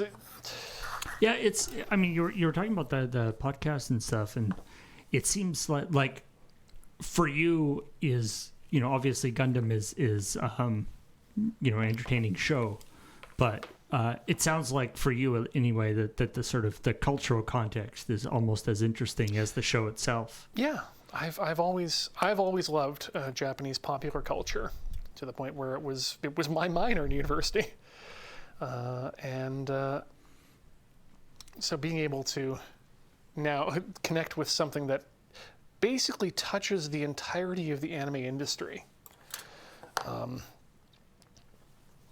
I find it fascinating. And the way that certain that idea of sort of touchstones that kind of work their way through an entire industry like that. Mm-hmm. It's especially interesting too, because of the way that I view Japanese animation. Is I come at it from a position of it is a foreign film. So this is I want as little localization in it as possible because I want to do the work to understand what a Japanese, what a media savvy Japanese person is getting out of things. And then to also learn bits about the culture itself through the jokes that are made, references that are made, the sort of thing that gets erased when you're trying to localize something for maximum accessibility by people, which is fine in a media product too. That's kind of what the idea of an entertainment industry is for, is to be sell as many copies, sell as many tickets as you can to your show. But I'm here for the inherent Japaneseness of it. Yeah, you can enjoy it. Both are entirely valid ways to enjoy it. Yeah. And it's actually, getting away from Gundam, I don't know, did you see the trailer for the upcoming Death Stranding anime? I did have a look at that, yeah. It's in quite a interesting art style. Oh, very, yeah. Quite striking. I don't know. I can't quite tell. I can't sort of tell if I even like it that much. It almost reminds me of like a somewhat sort of like an NFB short or something. Like it's got that sort of pencil crayon style to it. It's very reminiscent of a show called Scavenger's Reign, which was, I think I've talked about on this program before, but with more sort of that brushstrokey style. To say, not sure how I feel about that, but it's going to be interesting to see. That's for sure. And of course, I love me some Death Stranding. Yeah, and of course it has the requisite Hideo Kojima bonkersness about it. Which is always fun. Yeah. But getting back to Gundam for just a second, and why I like it as a cultural thing as well is getting to see it in other things that aren't even necessarily Gundam either. That people, again, because it is that cultural touchstone, it makes you better able to critically analyze Japanese animation because you're approaching it from the same direction as the director in Japan for a Japanese audience, and you get to see how this small TV show that almost got canceled back in 1979 has become absolutely melded to the popular visual culture. Like, is Gundam like literally the source of all giant robots? No, it's not the source of all giant robots, but it is the source of all real robots.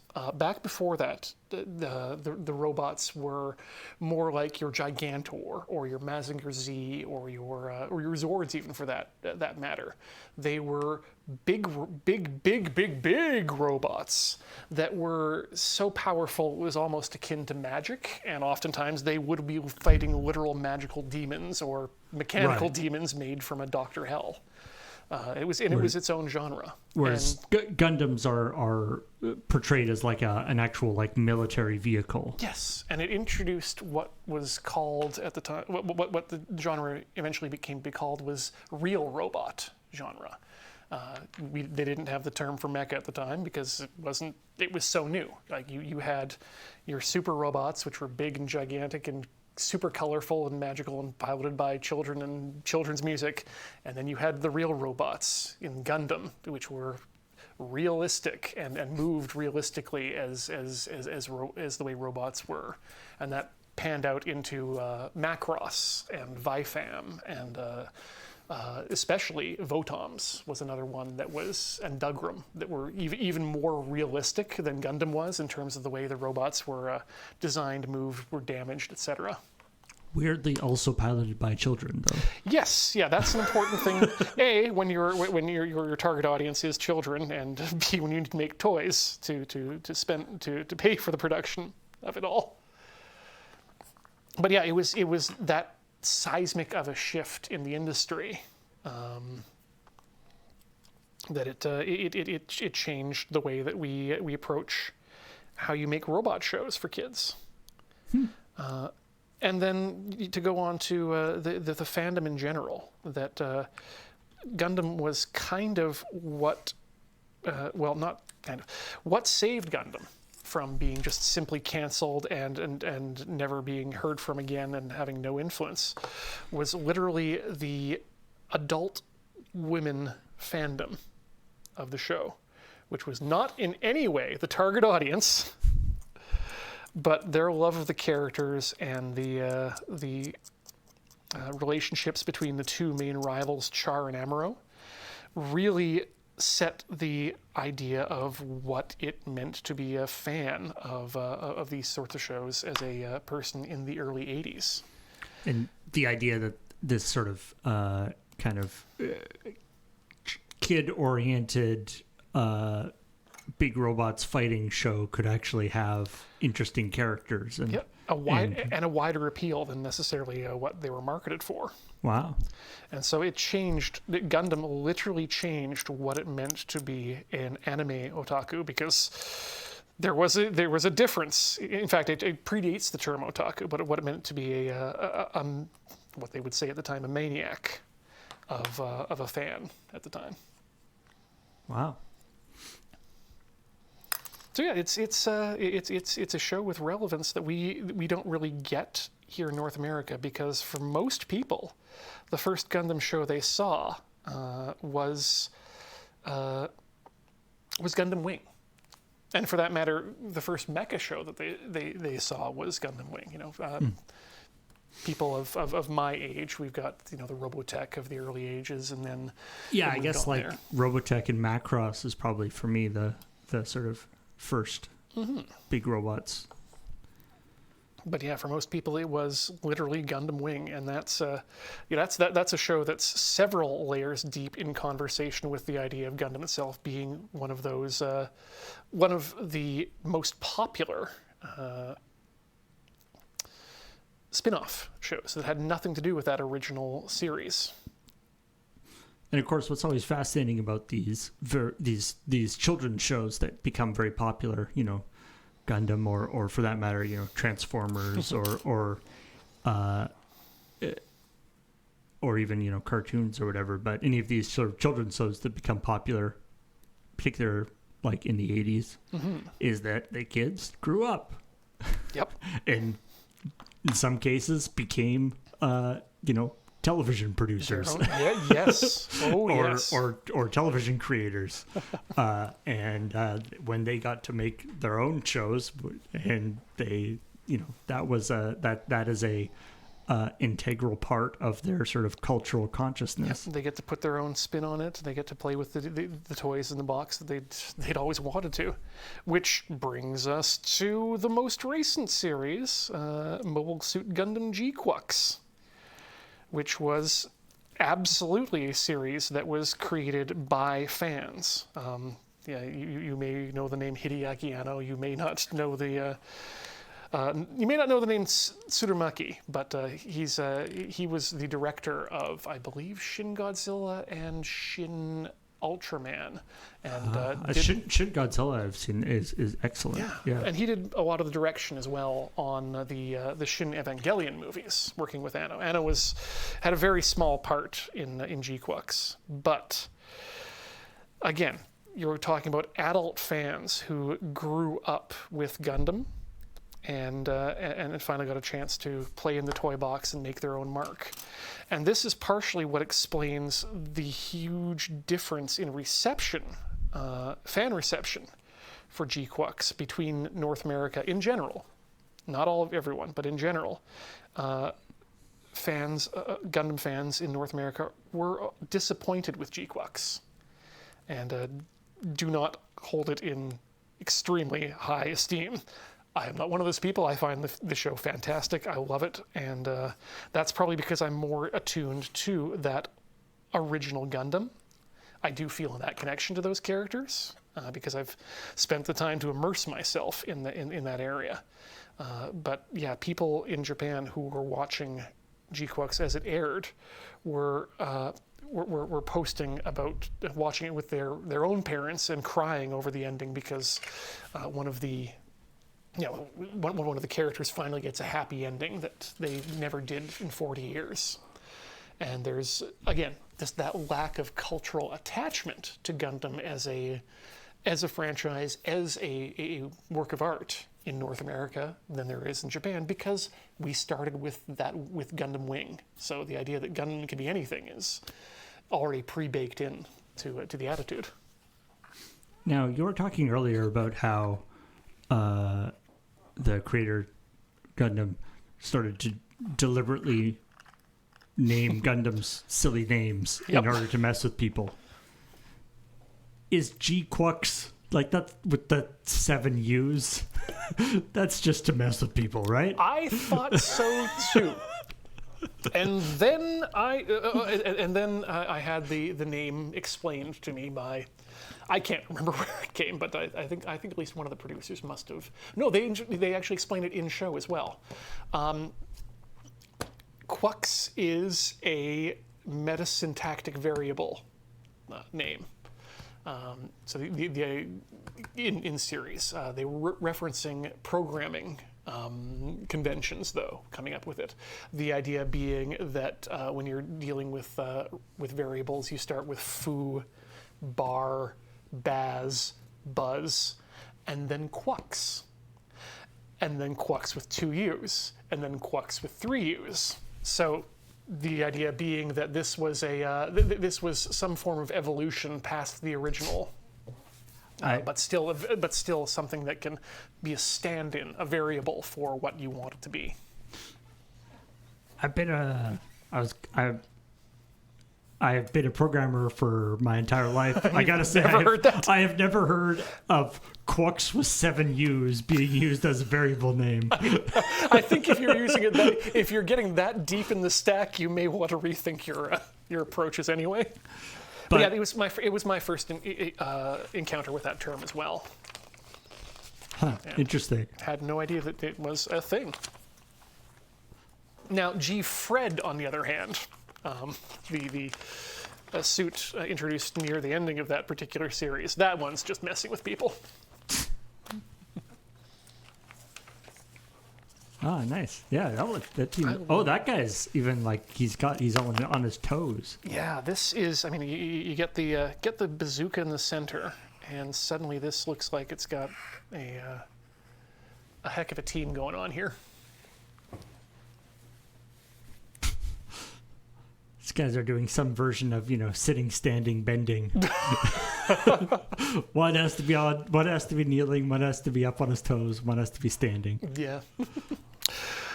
All right, well, we're close to the top of the hour here, and I think that's a good time for us to take a second short break. So let's get up, stretch our legs, swap our fluids, and we'll be back in just a few minutes. Don't go all the way away.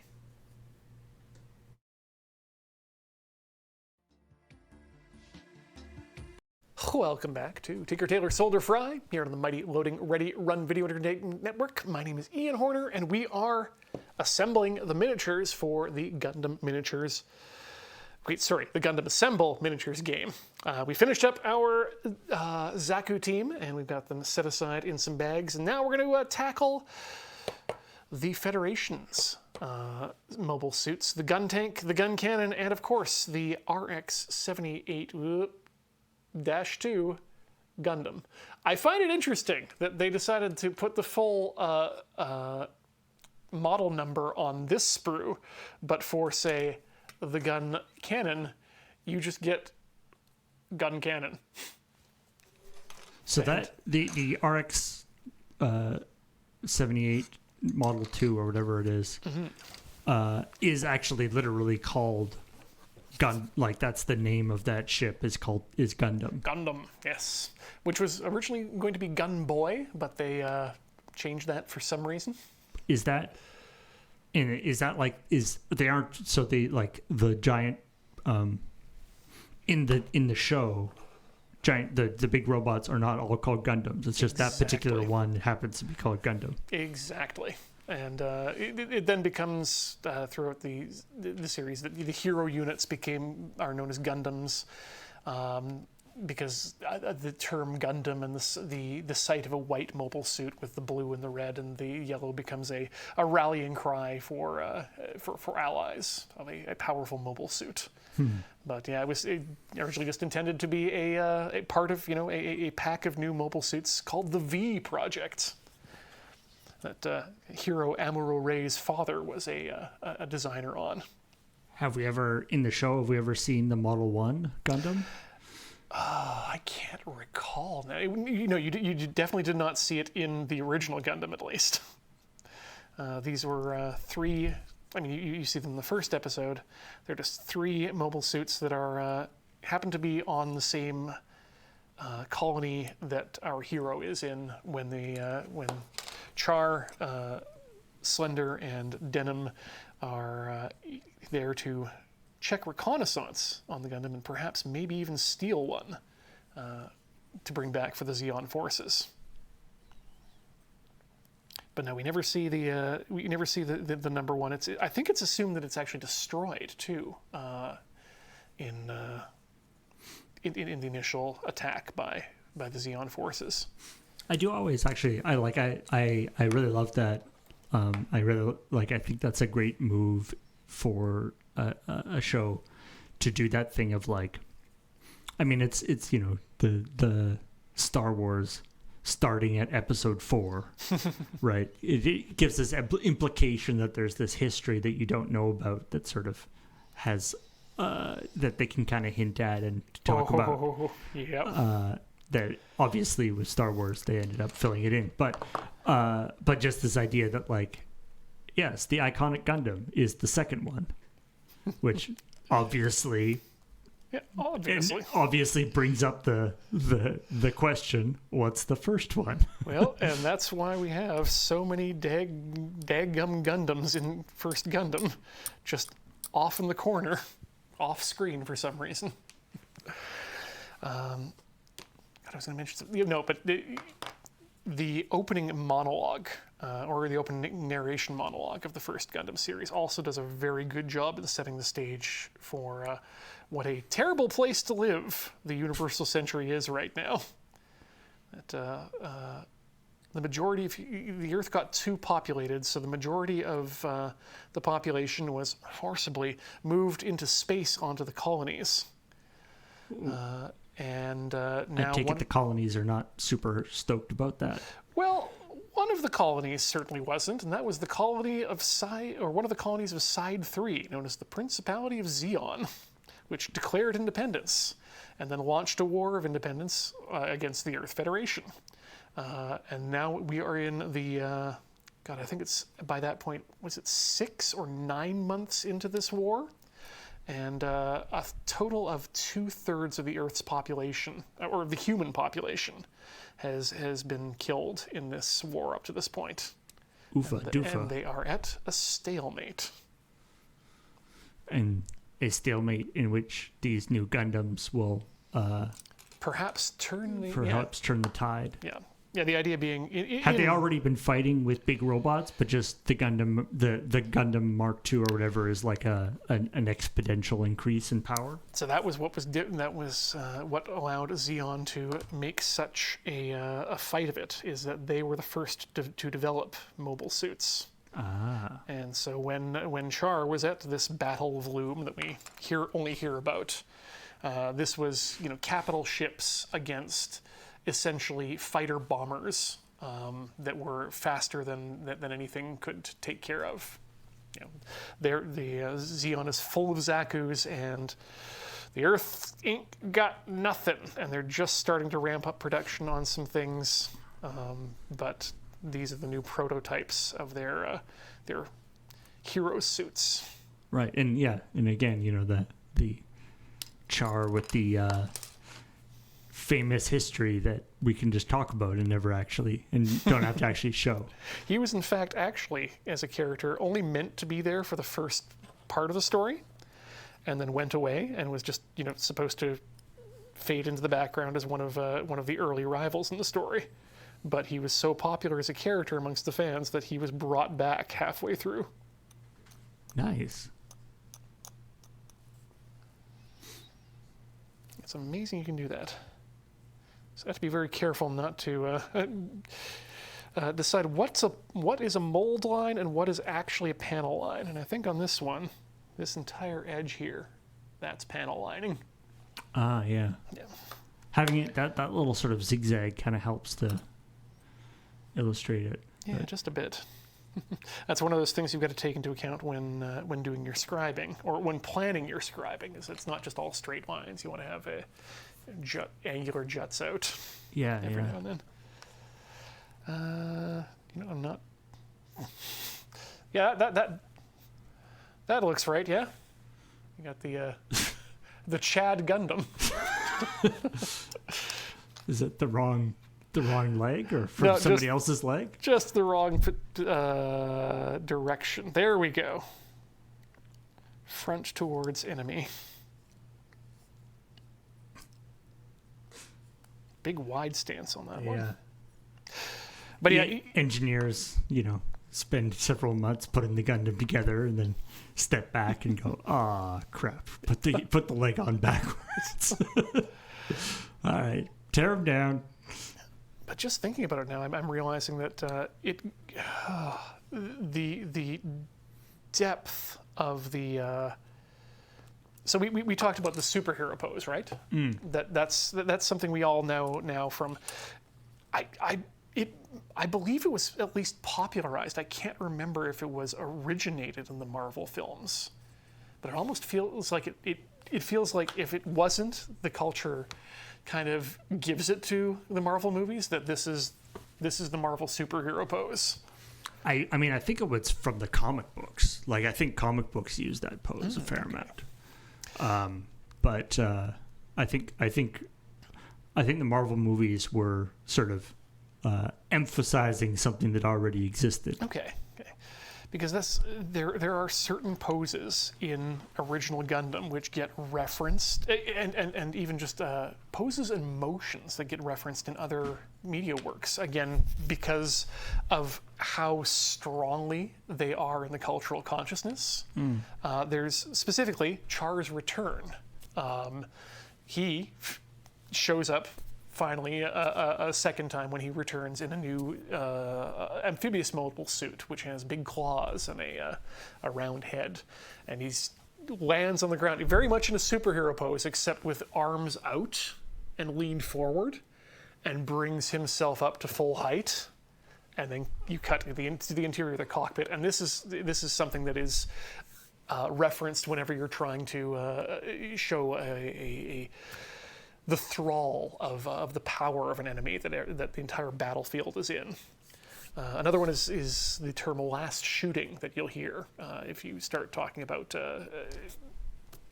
visual references in Japanese media, and that's one of the last scenes in the original Gundam, one of the last battle scenes in the original Gundam, between Char and Amuro, after the Gundam's head is blown off and one of its arms is mangled.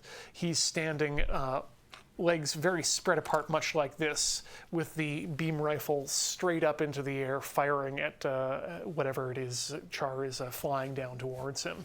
And it's, again, extremely iconic, but it's the sort of pose that you'll see referenced when you're trying to drop a Gundam reference. Even you just sort of quickly showing that like the like arms out thing, I can visualize that pose, because I feel like I've seen it in it is that's almost is that sort of the superhero landing kind of like. I feel like I've seen that pose in all sorts of anime, and also, probably like Sentai and other live action stuff, where it's sort of any kind of sort of fight pose. You can go back to things like Steven Universe or Megas XLR, all these Cartoon Network shows from people who were, born at the right time and had an influence or were influenced by Japanese animation. Even if they weren't getting it directly from Gundam, they're still making that reference back to that original show, even possibly without knowing about it sometimes. I mean, I was thinking, for us in the comedy world, of course you've got like Monty Python or something, right? And it's like even if you've never watched a second of Monty Python, you've still been massively influenced by it. Oh yeah. Because it's those comedy sensibilities have moved their way into the culture in every other way. Like a dead parrot, the Spanish Inquisition. I would believe that these are things that people just know without knowing where it comes from. And any sketch comedy that you've seen is influenced by or influenced by people who are influenced by, or whatever. It's in there somewhere. Yeah. It's all interconnected. It's just a question of, are you going to go looking for it, or do you even notice?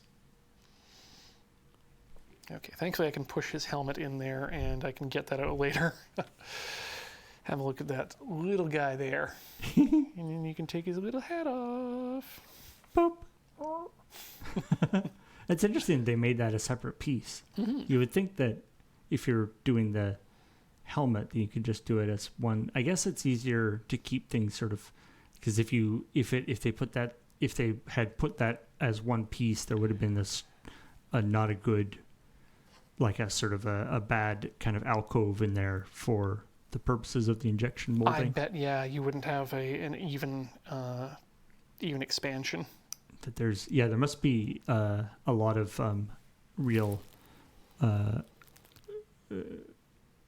knowledge and skill in that idea of designing how to mount things on the sprues, and how to a lot of knowledge about how the injection molding process works, being like, no, we can't, we have to do it this shape, we have to do it this shape, we have to slightly adjust the model so that there isn't, it's like if we do it with his leg like this, it'll cost twice as much. So let's if we change the position of his leg by a small amount, we can totally change the sprue and make it way better.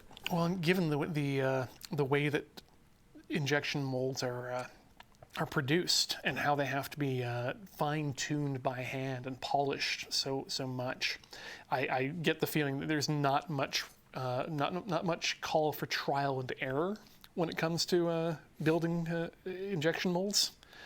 Get the feeling you've got to know what you're doing to start with. And good luck otherwise. Not an just I forgot a piece of sprue that needs to go. Sorry, from the overhead camera with your glasses on your head, it looks like you're looking up. Oh, hello. I'll have to put a nose and eyes on there and a mouth on there next time. Speaking of which, I always love talking about this because it's one of the things that I didn't recognize until I was, kind of exposed to a more critical reading of Gundam and of giant robot shows, or robot shows in general. And this is, again, something that Gundam kind of pioneered because of the number of robots that you get in any series. Is next time you're watching a robot show, look at the characters, or examine the characters, and examine their robot with the eye of where are they piloting it from. Because the Gundam That is a real power stance that guy's got going on. But the Gundam you pilot from the chest, Oh, okay. where the heart normally would be in a human being. And the Zaku is the same way. It's in the chest. But interestingly enough, partway through the series, Char stops piloting a mobile suit from the chest area and moves on to one that pilots from the head. Because the way that he is as a character is reacting to situations has become less hot-headed and emotionally reactive and more calculating and planning. Whereas Amuro continues to gain more and more of his power through his connection to his new friends and his found family on the white base. And so he never leaves. He only gains more power from his Gundam as he goes on. The idea, of using the design of the Gundam itself as a sort of to illustrate stuff about the character. Yeah. As a metaphor for where they're drawing their power, from where they're coming from. Must have been a difficult conversation Char had with the engineers. They're like, I want to be in the head now.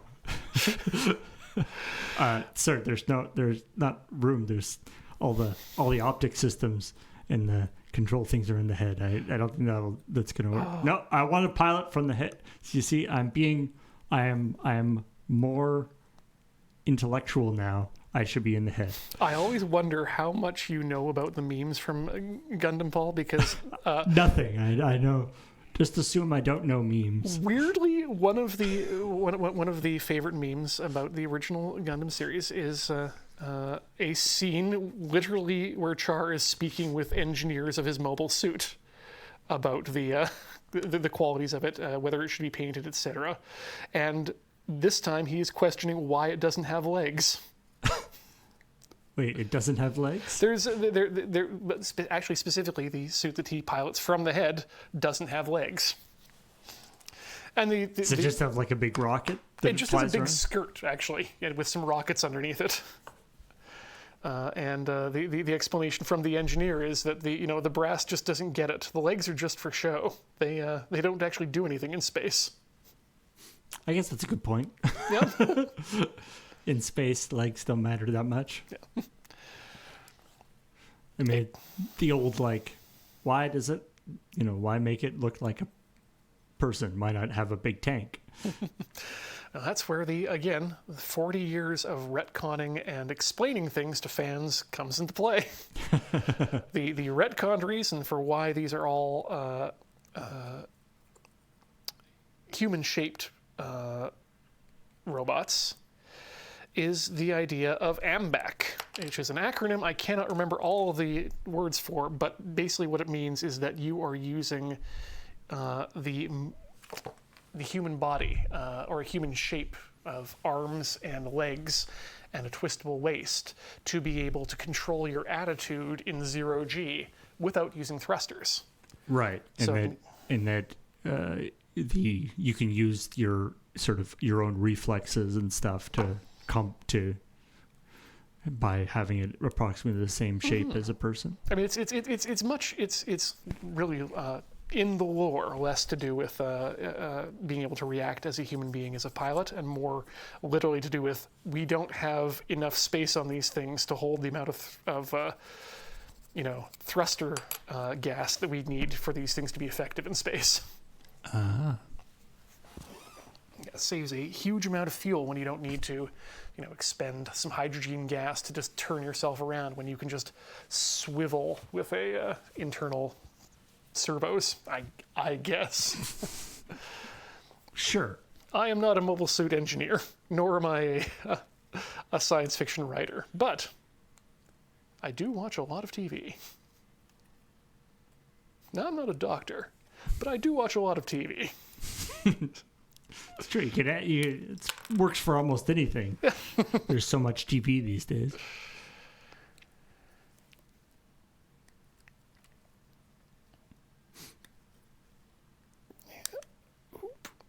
Okay, and that's all those parts. Now let's just trim down the bits.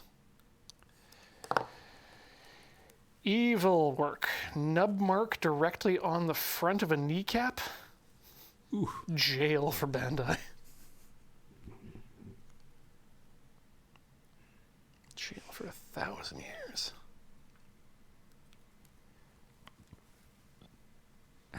Help. I've got nubs on my kneecaps. Right, now I'm just hearing that in Ringo Starr's voice. I've got plaid knobs on my kneecaps.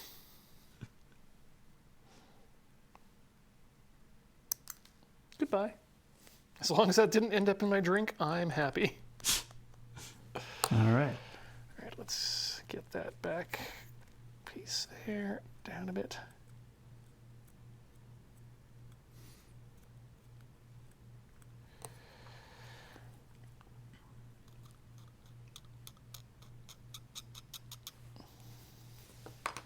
Okay, nice and smooth. Now let's do you.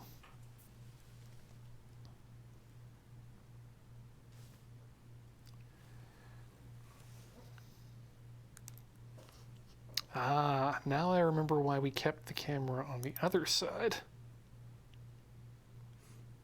Or that close-up camera. Otherwise, my fingers cover up where all the blade action is happening. There you go. Right on the front of the kneecap. But just a bit of that one we can get down with fingernail. Oh yeah, that looks fine. Yep. Are your god hands continue to be working out okay? They're working as intended, so maybe I was a bit hasty to worry about that, but excellent. It's a thing we will monitor as time goes on.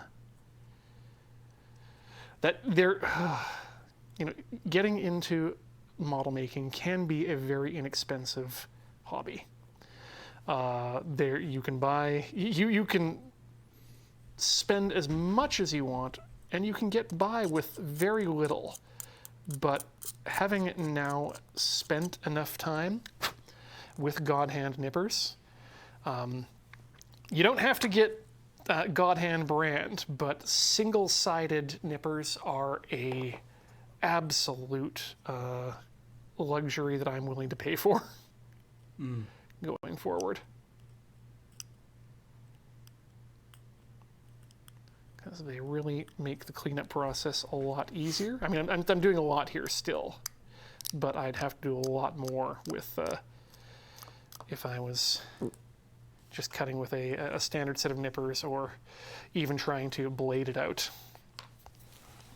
I mean, yeah. I mean, even outside the realm of like model nippers, there's just like side cut shears that you can get that are, obviously not as precise, but I mean, they're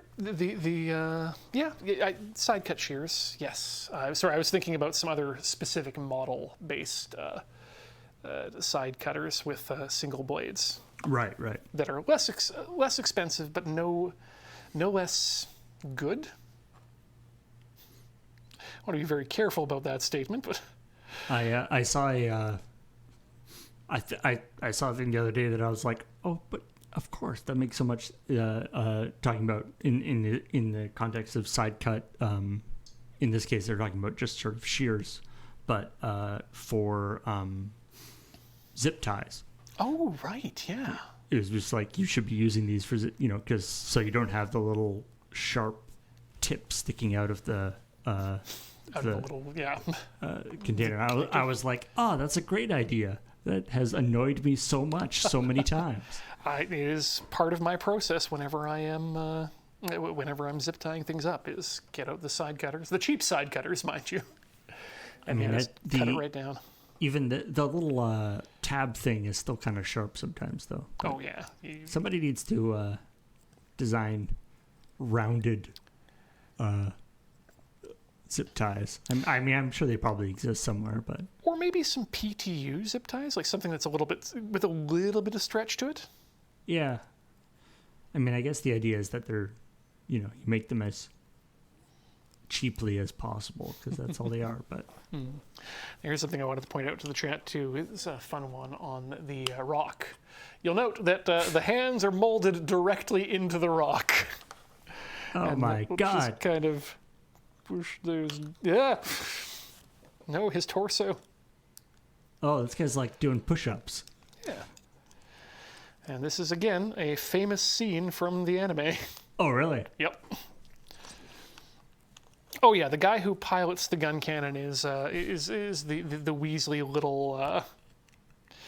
Oh, is he bending over because he's got a giant gun on his back? Is that the idea? Yeah, he's got these two mortar packs on his back, and he's trying to trying to stay in cover while also shoot off his. Wait, does he have to bend over in order to fire them forward? Definitely not. They okay. are fully articulated. But I do need to take those guns off to get the head in. I mean, I like that pose, although I have to say, I mean, this is something that comes up in like Warhammer sometimes too, where it's like, okay, that's a cool pose, but like he's scooting around the battlefield like that. He's bringing a big chunk of dirt with him everywhere that he travels. Yeah, if this were Kill Team, I would be calling this modeling for advantage, and this would definitely be a banned model for the table. Yeah, he's always considered under light cover because he's carrying the cover with him. Oh, man. Oh, wow. Okay. Good work, Bandai. Building the rock so that it goes over the edge of the plate, but connects up with it very nicely. Oh, and there's like a curved thing on the inside of the rock. Oh, that's super cool. There's also a nub that I forgot to remove, so hey, great. I guess hopefully, I mean, actually, this does tell us that that the base size will not be a super important factor, because I mean there are a lot of games where it's like if you can contact, like, or if you're in contact with the base, or if you can measure to the base, or that kind of thing. That means you can hit him with. But if they're doing it like that, then that would indicate that that's not probably going to be in this game. Unfortunately, this is one of the things we do know about, and you can go back to the top down for just a second here, is that this is a grid-based game. Hex grids, in fact. So it'll be, right, so it'll be measuring to the hex that you're in. So it definitely tells you... I mean, that solves a lot of the measuring problems. Sure does. Don't think you need to. I mean, as much as, Gunpla nerds are always found to be carrying multiple measuring devices with them, I don't think Bandai necessarily wants to require players to do that. That is like one of the fundamental things about, that sort of separates like Warhammer from like a board game, is that there's no, everything is just measured. There isn't tiles. And it's kind of one of the things that attracted me to the game too, is that it was initially. Now I know better. But just the idea that, oh yeah, you're using actual measurements to take measurements, and the game requires it for the precision. Yeah, and I mean it is the differentiator, and also the weakness and the strength, because it adds a huge amount of complication to the game. Oh, yes. A huge amount of rules and confusion and time waste is all based around that decision, but that's sort of fundamental to the game. And then if you choose a measuring system that's not real, then you got to deal with that too. Right. I mean, everything is everything is a compromise in represent. You're obfuscating things in certain ways whenever you're playing a game like this. It's just a matter of what trade-offs you're making. That said, Games Workshop, we absolutely noticed when you just tried to call inches shapes. Yeah, they decided to throw that one out. I'm really curious about that one. I have a theory that it's based on them as an English company, predominantly exporting to the U.S., saying, well, I mean, we've got to make sure this game is accessible to all countries. And, America and Britain, we know, we understand inches. No one else really understands what an inch is. I'm like, no, we understand, Games Workshop. We have to live in the world, too. Everyone needs to know what an inch is, thanks to America. Yeah. Maybe if they had, chosen shapes that make sense, it could have worked. Or just, used an arbitrary unit and called it and went with numbers. But the fact that they kept the inches, but just changed the labeling, it feels the weirdest part. This one has the least amount of parts, which is completely unlike the Gunpla versions. If you're going to build a Gunpla gun tank, you will, especially if you're in the some of the upper level versions, going to be putting together a bunch of tank treads individually. Yeah, I guess these models, obviously these models, all of these particular Gundams and vehicles have been depicted in other Gunpla models. And so I guess you could, if you've got a bunch of gun tanks or whatever, you could this guy could kind of go in here as like the bottom of the scale as you're building out. You are 100% on the wavelength of certain fans of this series or these models. I know of. Like, are these the smallest models that Bandai Namco has ever done? I think these might be the smallest models, but I know there are figurines at least that you can get that are a little bit smaller than this. But there are absolutely fans who will find their favorite mobile suit of any type and say, I am just going to only ever make models of this robot. And I find those, fascinating. Yeah, it'll be interesting to see what, because of course so much of the history of Gunpla has been, building the models and collecting them and stuff. This is the first time that there's actually been a game with them. I don't know. Maybe has there been other games? There have actually been involving models. Not official ones. No, I'm pretty sure there have not been any official model-based games. I know there have been some small miniature-based ones, but I don't think there's any ones that were set up to buy multiple different models from different eras or different sides.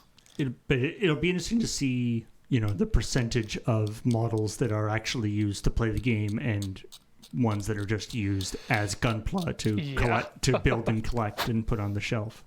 Yeah, I mean, I haven't played the game yet, so I don't know how it is, but I am enjoying putting together and will probably enjoy painting these little guys.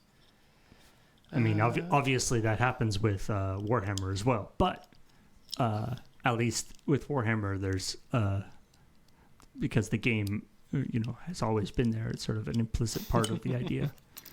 Whether or not you actually do end up playing it, that's the intention anyway.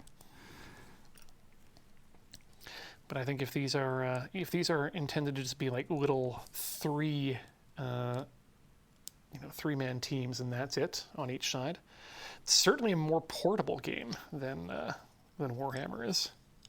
Yeah, people in the chat were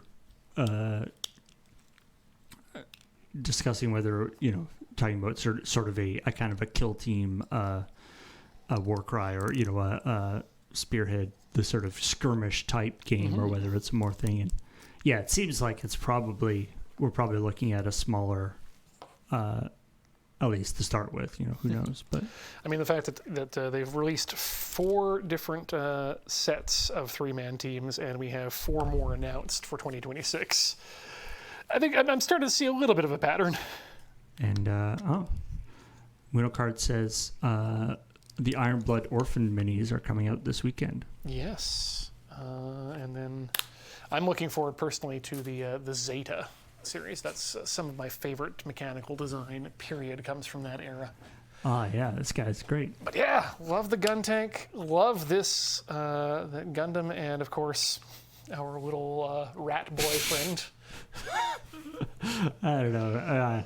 I mean, that is the rest of them very cool, dynamic poses. That guy definitely has got like a push-ups thing going on. I don't know about him. And again, very, very different from the standard Warhammer size. I'm really impressed with how with the detail level on these. I'm gonna have to. I've noticed I'm gonna have to drill out my barrels on the gun cannon here. Oh yeah. The gun tank might be a bit ambitious to try and get a hole in there, but maybe I'll see if I can get just a few centimeters. Oh God, yep, and absolutely in his little guns. So I guess you know what, when it comes to miniature making, some things never change.